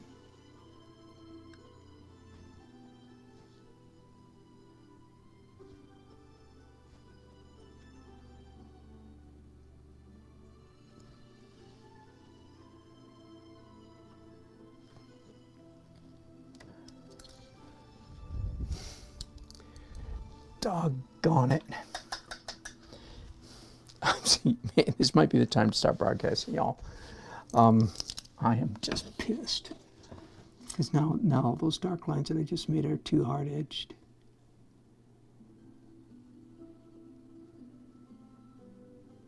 For me, even the word pissed is I hope my mom's not one. Even that is inappropriate language in my book. So.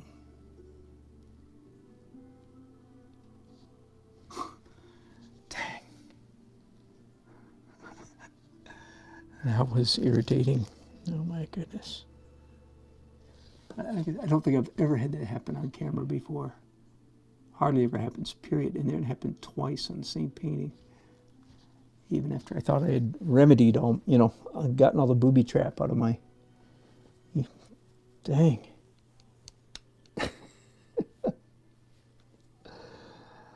Whew.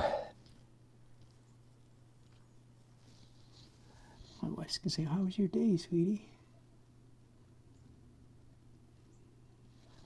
I'm going to say, like, blank, blank, blank.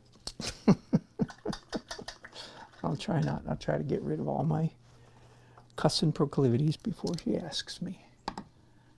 Dang, that was painful.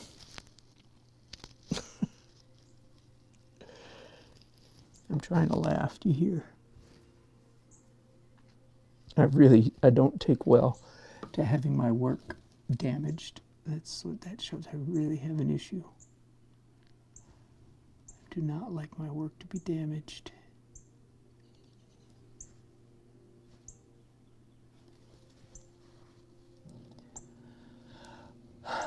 All right, now her teeth.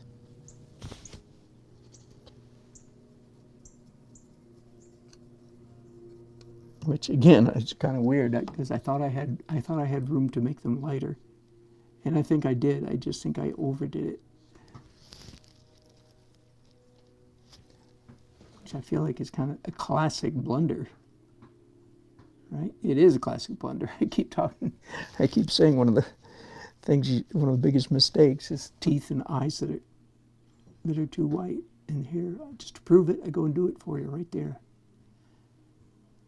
Just at your service, just trying to prove.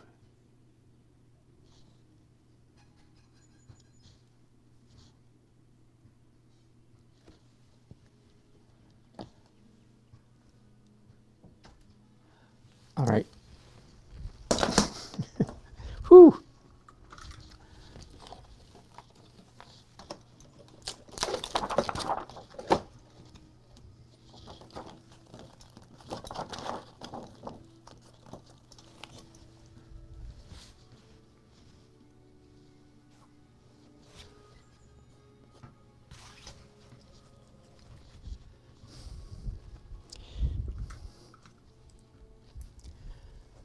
Let's just start painting other stuff, shall we? First of all, the shadows. I just have her pearls blocked in here very quickly.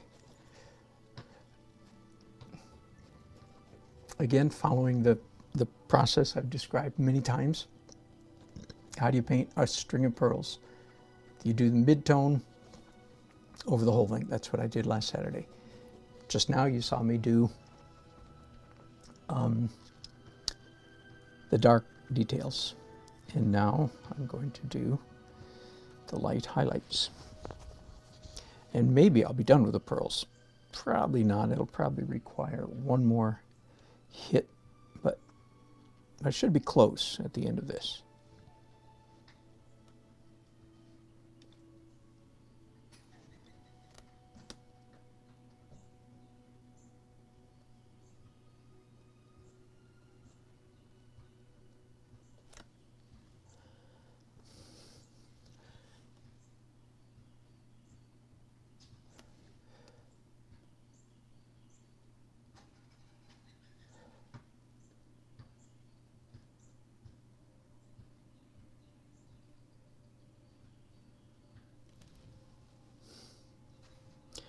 I'm going to try something here in a minute, because the highlights on pearls, of course, are not razor sharp. The highlights on pearls, of course, are soft, fuzzy, pearlescent, one might say. And most of the marks that I'm making here are much too sharp. So, how am I going to fix that? A couple ideas. One is to take a... Yeah, that's not working so well. Next is to do it with my thumb.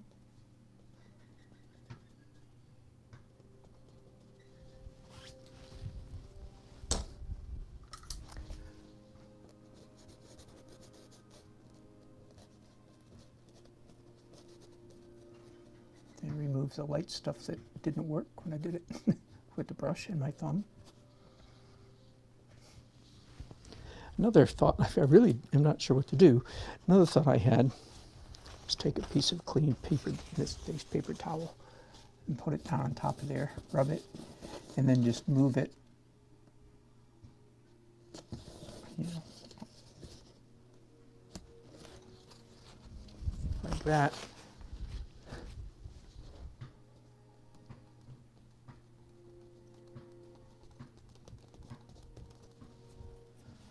And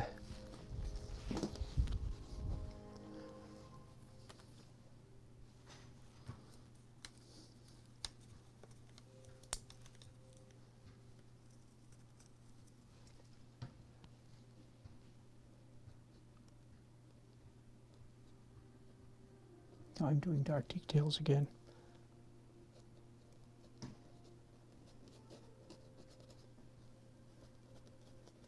And then I'll come and do the white highlights one last time. And maybe then that'll be good enough. Again, I'm not going to try to get the pearl necklace as realistic as, say, her face, right? I want it pretty realistic.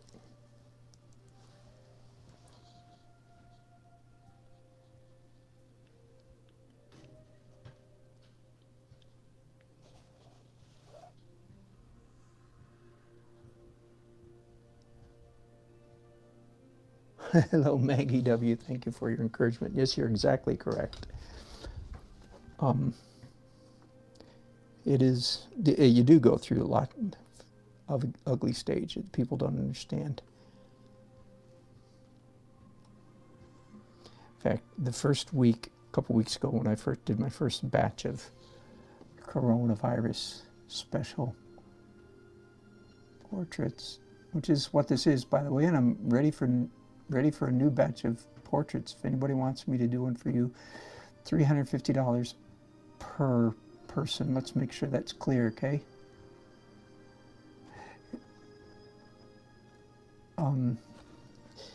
I had one of the people, I was doing their grandsons, and the lady was watching me online, and I think I scared the pants off her.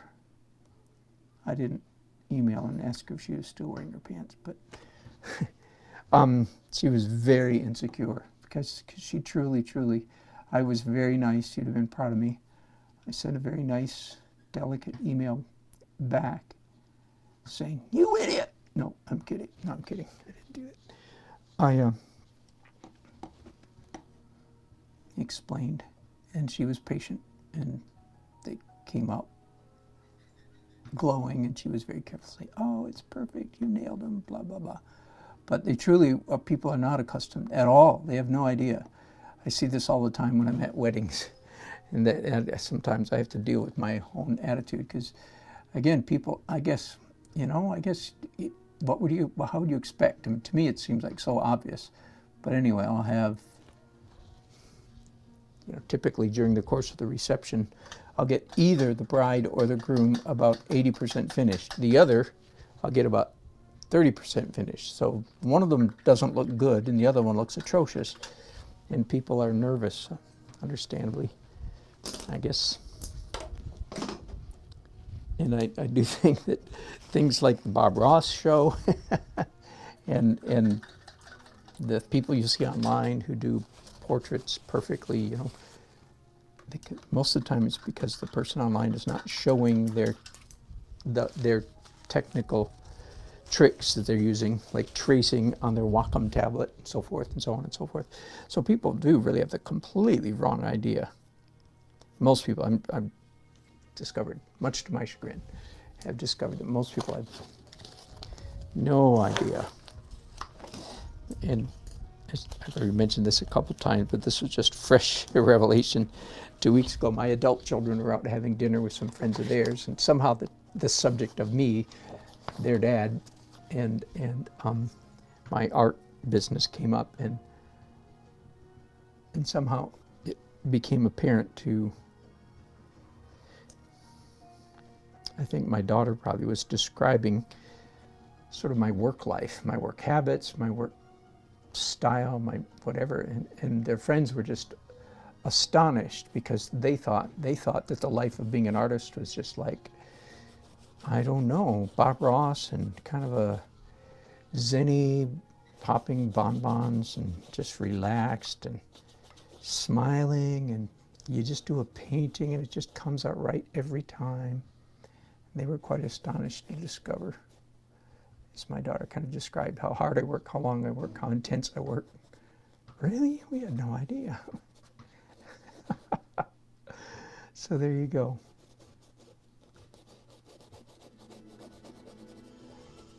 I could be nice, and that's not likely. And I, by the way, I'm not practicing what I preach here on her blouse, so I'm going to pause right there. I am going to now back up and say, wait, this is not working. Let's do this right. All right. So what right means is, what correct proper means is I do mid-tone over the entire surface. Okay. So I want to make it a little more purple, the way it is in the photograph. Okay.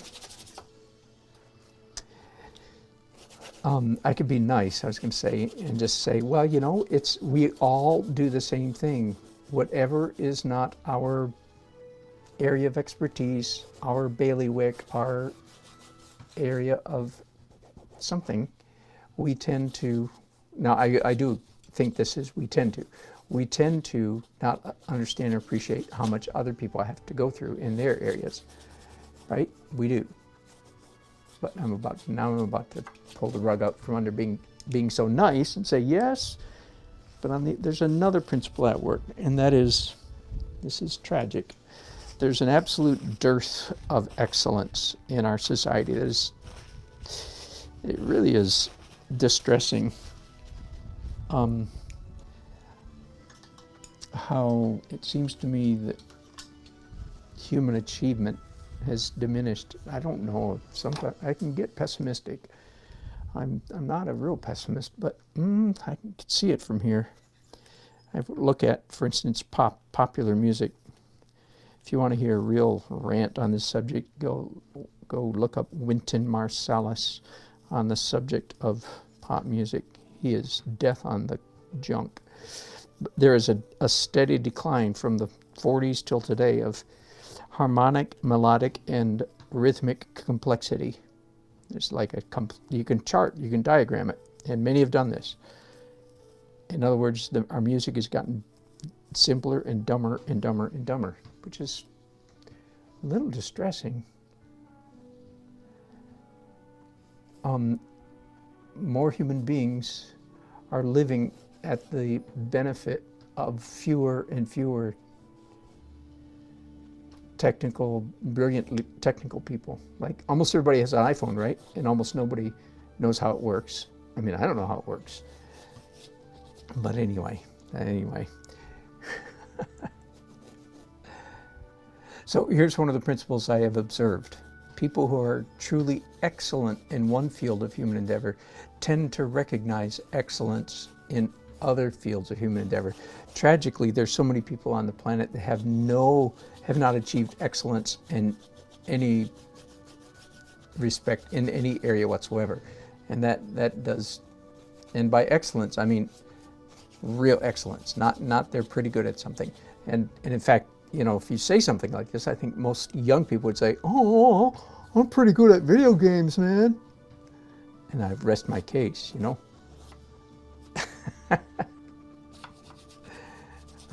I hate to think of all the scientific and musical and artistic achievements that have been left on the cutting room floor, so to speak, of humanity because of video games. And maybe there's some redeeming value, but very little, in my old man opinion. I know I'm sounding really like an old man.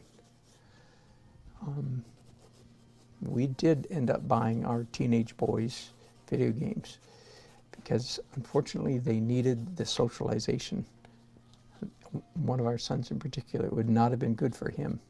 He did not have the type personality that would be good for him to be the only kid in his class that didn't have, you know, Mario Kart or whatever it was back in the day. So we did, even though I hated to inflict that blight on my teenage sons, but we did it. We had to anyway, because each kid is different. Anyway.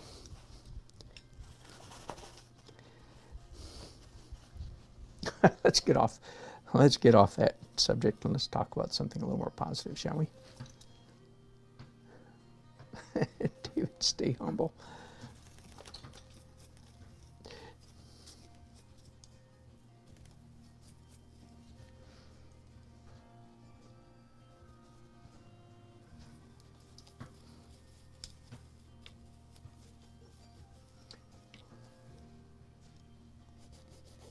Okay, so now I didn't talk about it, but with her blouse here, I backed up and said, okay, wait, let's do it the right way, which is mid-tone over everything. So that was that pale purple thing, then dark details, and now light highlights. So this is in a sense, the proper way to do it.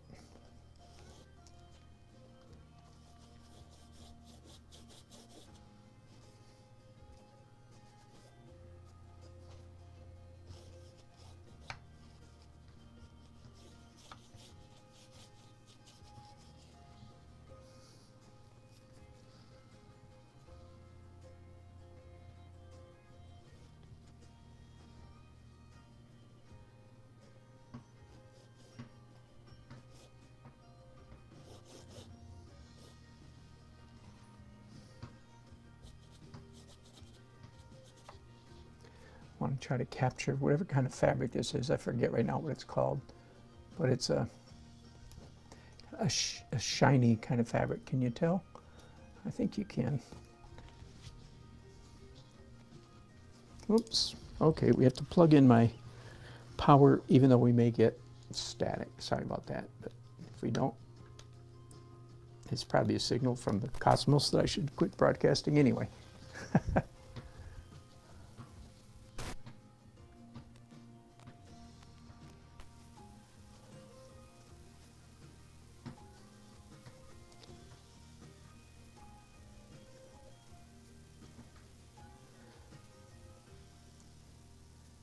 And I think possibly with one more pass of highlights here, I can call her blouse done.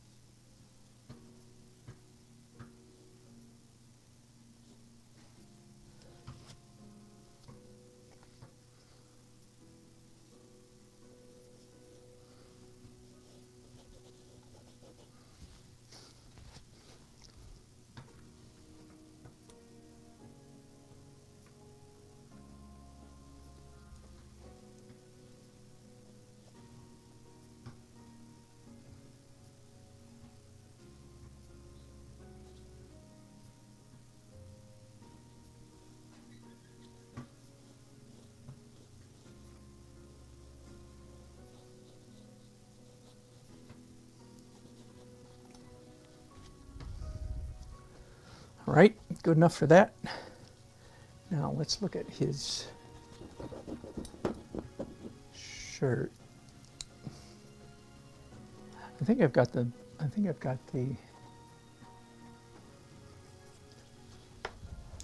no, let's do some quote unquote dark details, which in this case will be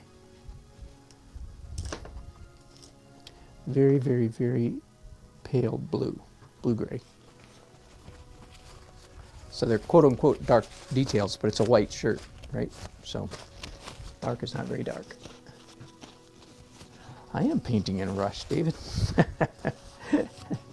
I'm trying to make a living at this stuff, and all of these portraits, these 6 portraits, are over budget time-wise. Yep.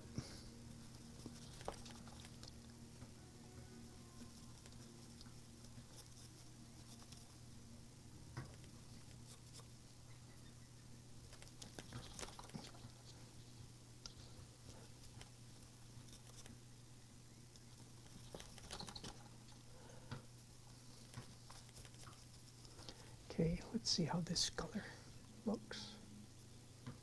Yeah, it's all right.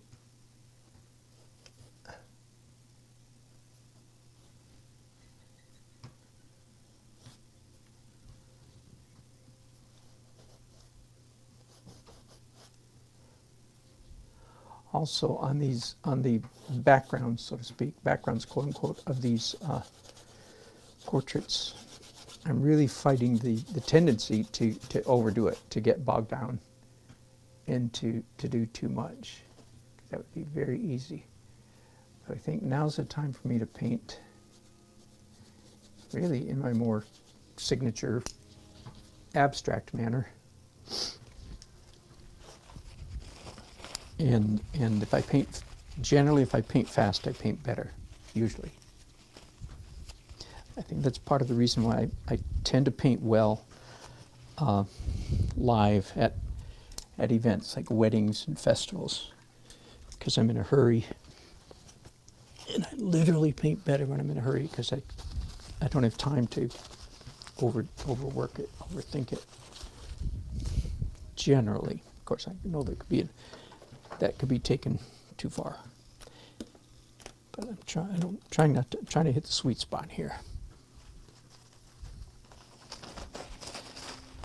I also have I'm sure I'm not the only one, we have another built-in human beings, I think, safeguard, at least those of us over 40. How I'm a little over 40. That our feet tend to get tired after a while. And so you sort of have to finish your painting before your legs finish for you. Again, it helps me to paint better generally, I think.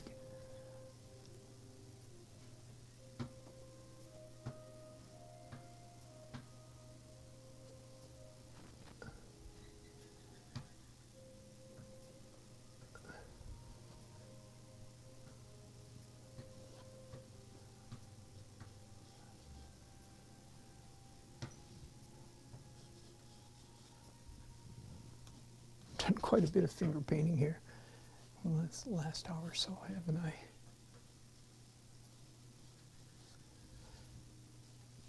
It just always makes me a little nervous because I don't want too many people copying me in that regard. Because I think they may not be as careful as I'm being about the color, that whatever colors are on their palette. Again, no cobalt, no cadmiums. Those are the two major suspects anyway.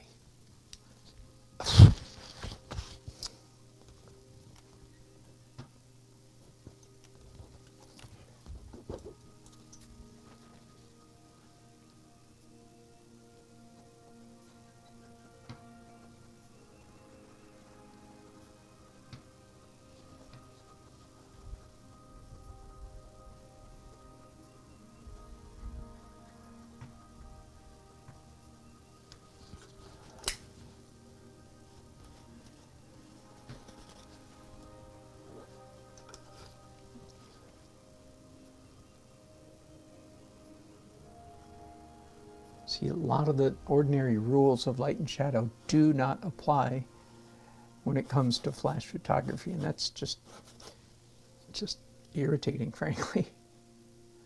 Like, shouldn't this bow tie have a shadow under it? Yeah, one would think. And you could start, you know, and I've done this, I've tried this at times. You could just forget the photo, just start inventing. Yeah, well, that way be dragons. That usually, you know, very quickly you get into some painting dead ends that are just really hard to get out of. So, no, I'd rather, for the most part, paint what I see. And again, most people are so accustomed to seeing flash photography, they don't even realize they're seeing flash photography. So I'm, in a sense, I'm counting on that sense of ignorance. I don't mean, I'm not calling Jim and Sally ignorant. I'm talking about everybody, anybody who views the paintings, and counting on them being rather typical, and they take flash photography in stride. Again, as I said, most people I've discovered, tragically, don't even have any idea what it means almost, and what it means visually. They know what it means. It means the camera had a flash on it, right? But what I mean is they don't understand it visually. So what impact does that have on the photograph? So indeed, many people have no idea. Anyway, so, but as an artist, it does make it a little bit tricky, because I know what reality looks like, and I have to keep slapping myself down and saying, yeah, but that's not what this reality looks like, because it's a flash photograph.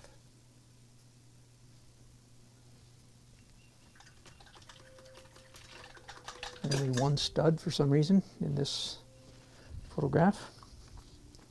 Leave that.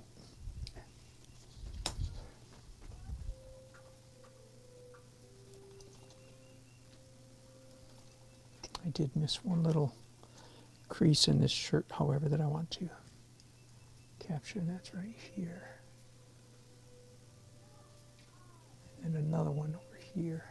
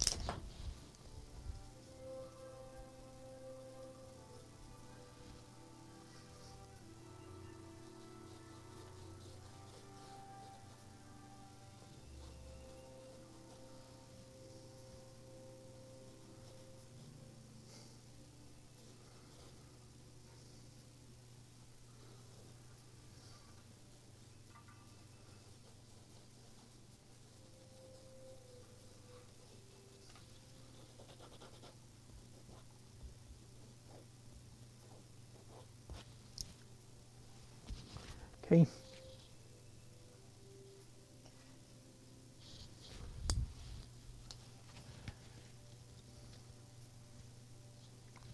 And David comments that if I make the background darker, it would pop. And you're exactly right. I think it's finally time to.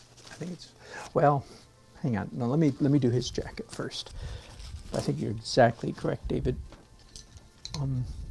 The green, by the way, was just sort of a stand-in color. I know that seems kind of strange, and maybe it's not the best way to work, but it's just basically a stand-in color until I decide late, like now, late in the process, what color actually to make the background. It's funny that I would use green. In fact, I did it on 2 of these paintings because I don't think green is a particularly wonderful color for the background of a portrait. In fact, that's kind of funny because one of the sweet members of our normal monthly painters forum, a lady there who's been working very hard on portraiture, making great progress. But in the early months, several times she kept bringing portraits that had green backgrounds, and it became kind of a joke because we would tease her until it's not a good color. And she'd say, but I like green. And so it's kind of funny. Here I've got green in the background of my portraits. Funny only to anybody who comes to my portrait group. All right. Yeah. Forgive me, I'm going to move you guys a little bit out of my way.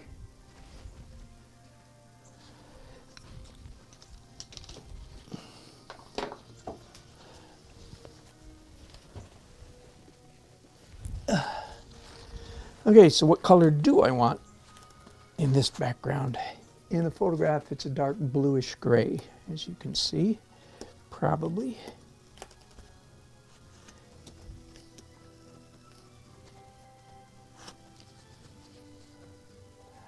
And this is kind of nice. This is kind of a bluish gray, but I think I do want it.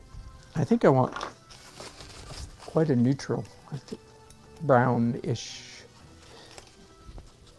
Bluish brown, how about that? Brownish blue.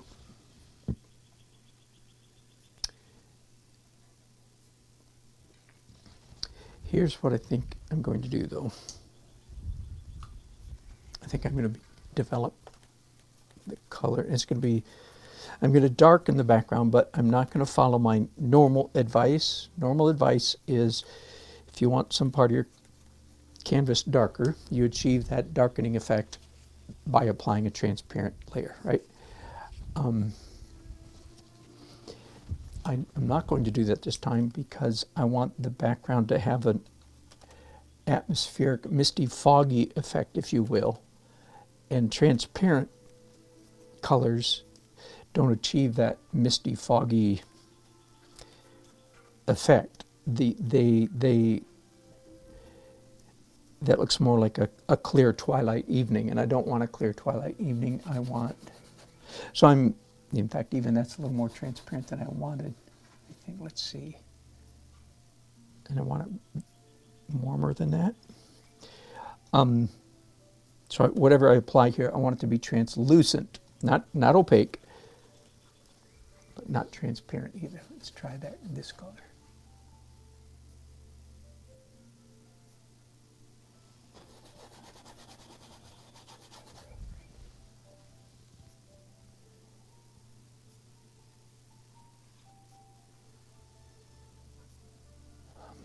I'm standing back and looking quite a bit.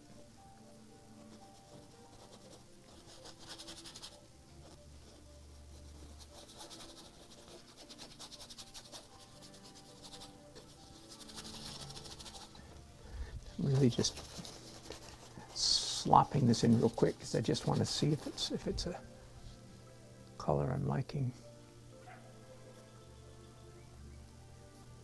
Okay. And by the way, there's no question that I will follow up this color with a more opaque fuzz course, I'm going to be very, very careful along the edges of their faces, right? Like this.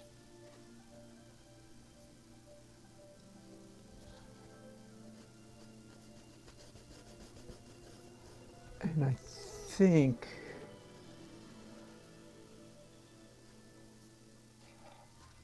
think I'll make this background color warmer down here. That is browner, more brown at the lower parts and getting bluer. It's already a hint of that happening. And then after this translucent layer over the entire background, I will come in and do some lightening, opaque, misty, foggy, wherever I want the background to be lighter.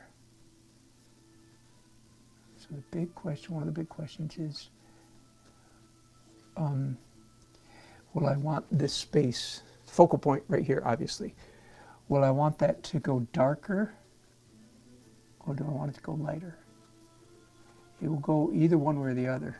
It won't be, you know, the whole background certainly is not going to be the same color or the same value. Am I right in your way? Almost, not quite, okay.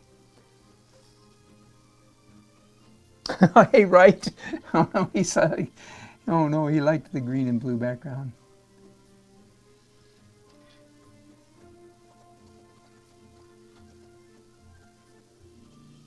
I don't think so. Now it's still got quite a green tint to it right here, by the way, because what I'm doing is translucent, right? And I'm okay with that.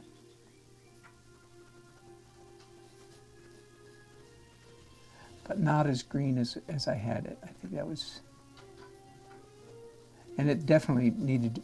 I think when you see this, when they get the background darker, their faces will come forward, and it will be much more pleasant. Well, welcome, right? I've been talking about you a whole bunch. Have you been here for a while? I'm kidding. I haven't been talking about you a whole bunch.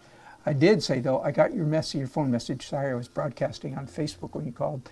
And I looked in my email and I do not have a message from you, so I'm not sure what's the deal there. So if you sent me something for some reason I didn't get it.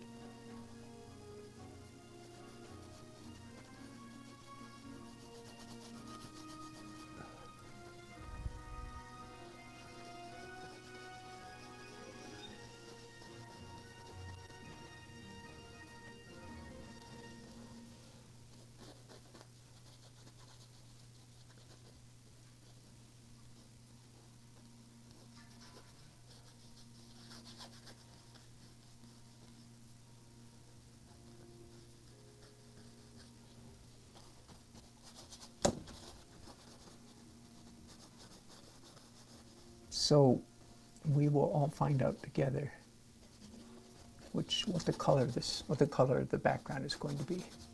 I just browned it a good bit, but it's still, you can still see the colors that were underneath there coming through. I'm going to shift my brown to a bluer color. You could also say gray or more blue than that. More blue than that. There we go. We're getting somewhere.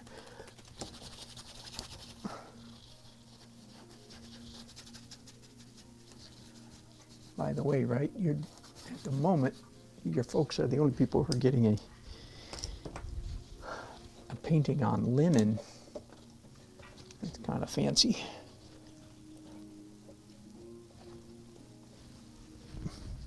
So I take it you haven't been with us for long, right? I've worked on both of their faces, not for a long time. Oh, boy, I've had some issues today with this very thing. Hang on. I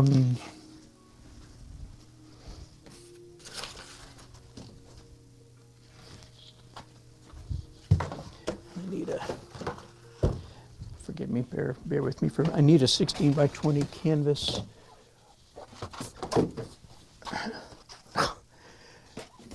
lots of 18. 16 by 20 is actually a rare size for me.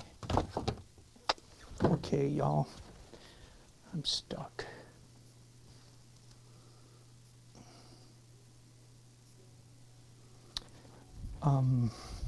Forgive me, this is irritating.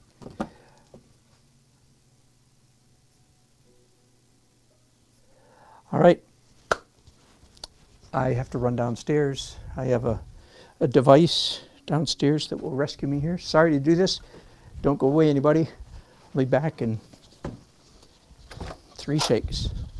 If the 3 shakes take about 45 seconds anyway. Okay. I'm all the way to the top of the stairs. I wonder how far you guys can hear me. Wow, I'm at the bottom of the stairs. I'm in my other studio picking up my devices. I'm heading back upstairs. You're getting the blow by blow, aren't you? Whew. What you're asking, what device could it possibly be? All right, here it is. Another gizmo. It's a thing called the canvas clamp. Basically, it offsets the paintings, and I don't have this shadow and ridge and rim to deal with. There. Whew. Yeah, careful. You hear me loud and clear. Not a good time to go to take a trip to the bathroom, huh?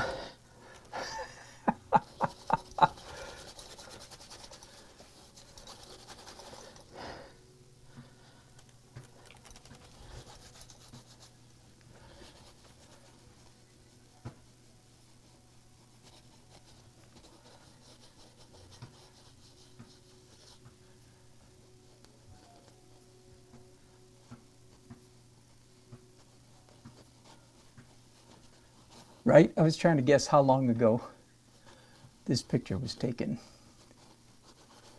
And I was guessing within 10 years, right? Am I off by a mile? You said something earlier that would make me think it was earlier than that, but...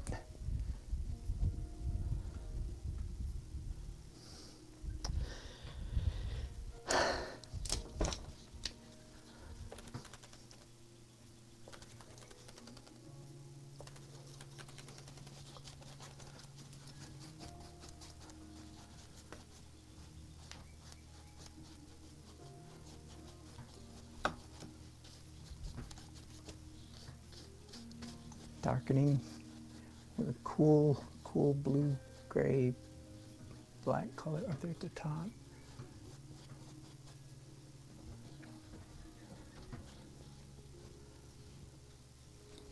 I think it looks to me like I'm going to have to do this, the background of this painting, twice, because what I've got there is entirely too busy, too texture-y. Is that a word? Too texty. No, texture-y.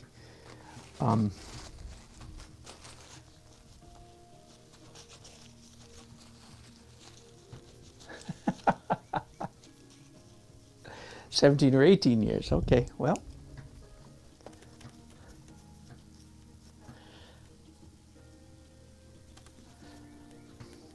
All right, I'm mixing up now what I think I want for the color between their two faces, which is a paler, lighter brown. Okay, I'm gonna add a touch of green to it for just since Wright said he liked the green. Let's see.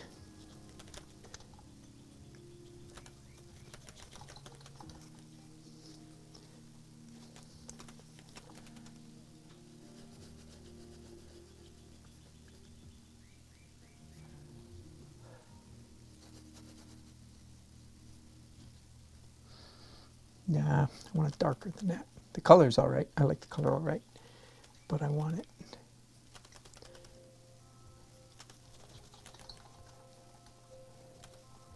just a little bit darker.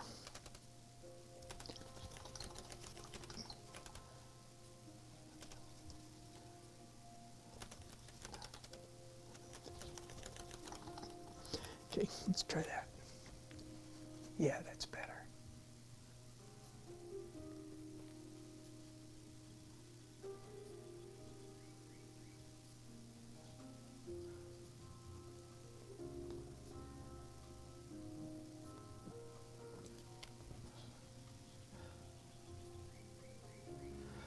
might have to get out my Superman X-ray glasses.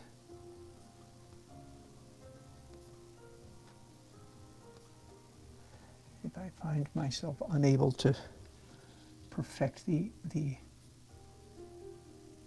edge of these faces. So far, I think I'm okay. Now, it's very likely I'll go even lighter than this again later.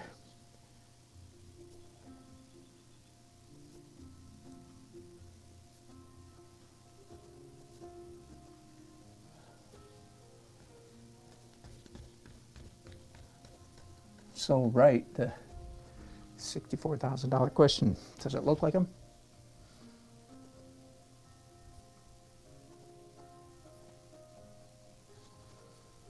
Dad's hair should be a bit darker on the top. Okay, good. Yeah, oh yeah, you're right.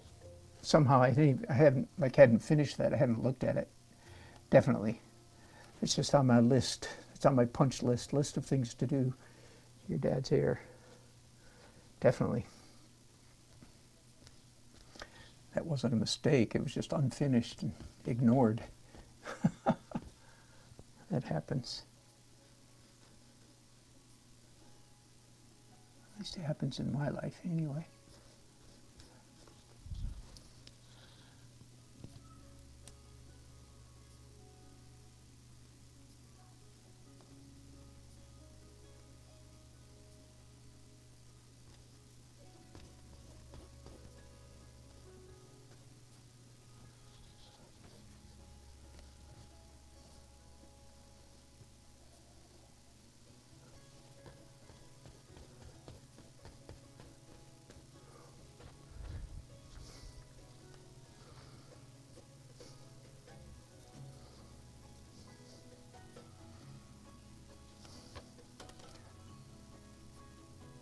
I mentioned a minute ago that this painting is on linen, and to tell you the truth, it's driving me a little bit crazy right now. Because it's quite slick. It's a lot smoother than I'm used to, and so you can't pile up layers of paint because all it does is scrape off what's underneath. So I'm going to have to wait a while for this to dry and come back and add another layer. Why am I whispering? It's because I'm painting very carefully. What do you think?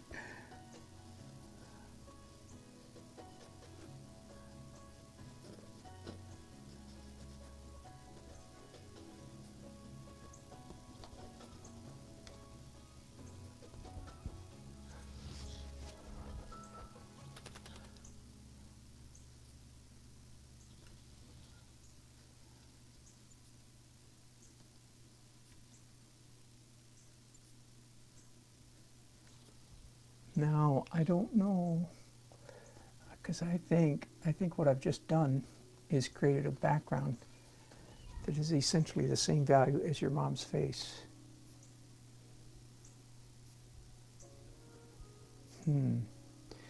Makes it subtle, but it might be another word for that called bad. Subtle and bad. I'm not sure.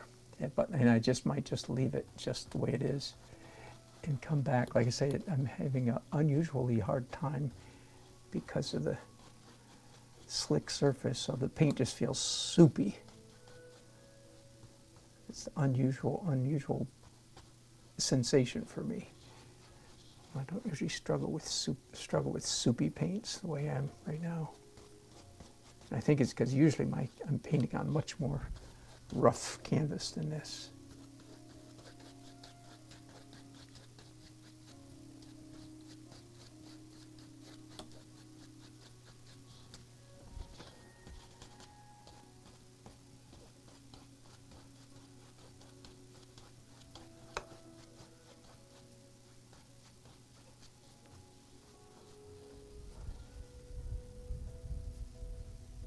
looks kind of nice though.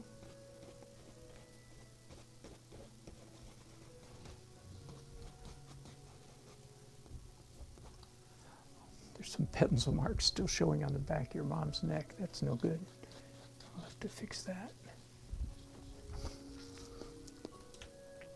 And there is one spot right on here at the end of your dad's nose where my over-enthusiastic background brushing got carried away. Let's fix that right now.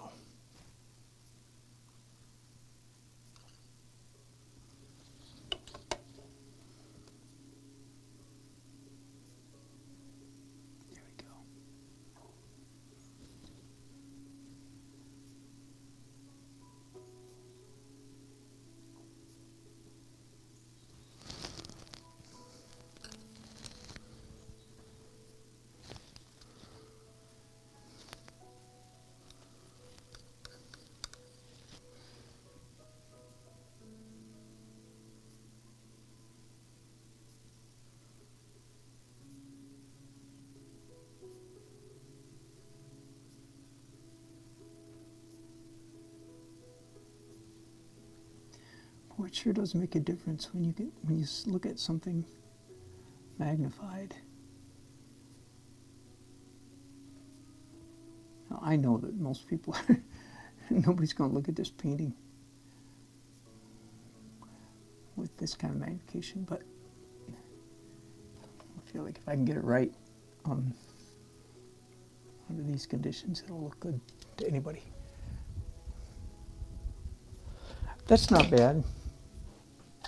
I'm going to leave it just like that, though, and come back and I think the back of your mom's hair needs to be a little bit darker. I know you said I just got it right, but it's almost like compositionally it's too much attention back there. But I'm going to tackle that next time. All right? I already worked on you, right? So I'm sorry. You're drying down there on the floor somewhere.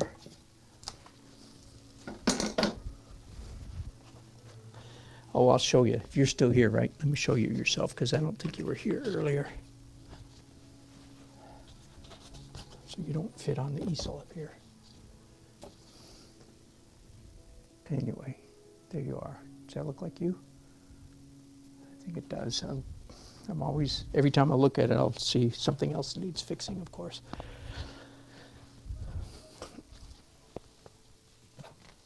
All right, let's go straight to Sweet Holly. I don't know why she's sweet. I don't know her at all. It's a sweet picture, that's why.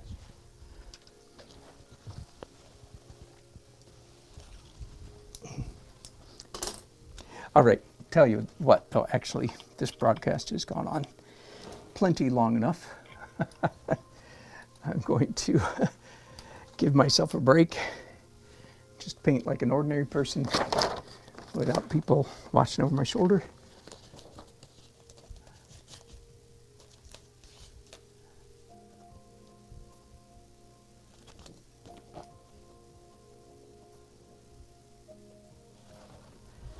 Good. Okay. Well, the only thing unfortunate is I really did want to be finished with all these portraits today. I'm not. Now I'm pessimistic. So stay up till midnight. I might do it, but I'm not sure I'm going to do that. All right. Thanks you guys for watching. Appreciate your company very much. I'll be back again as soon as I can. Bye-bye.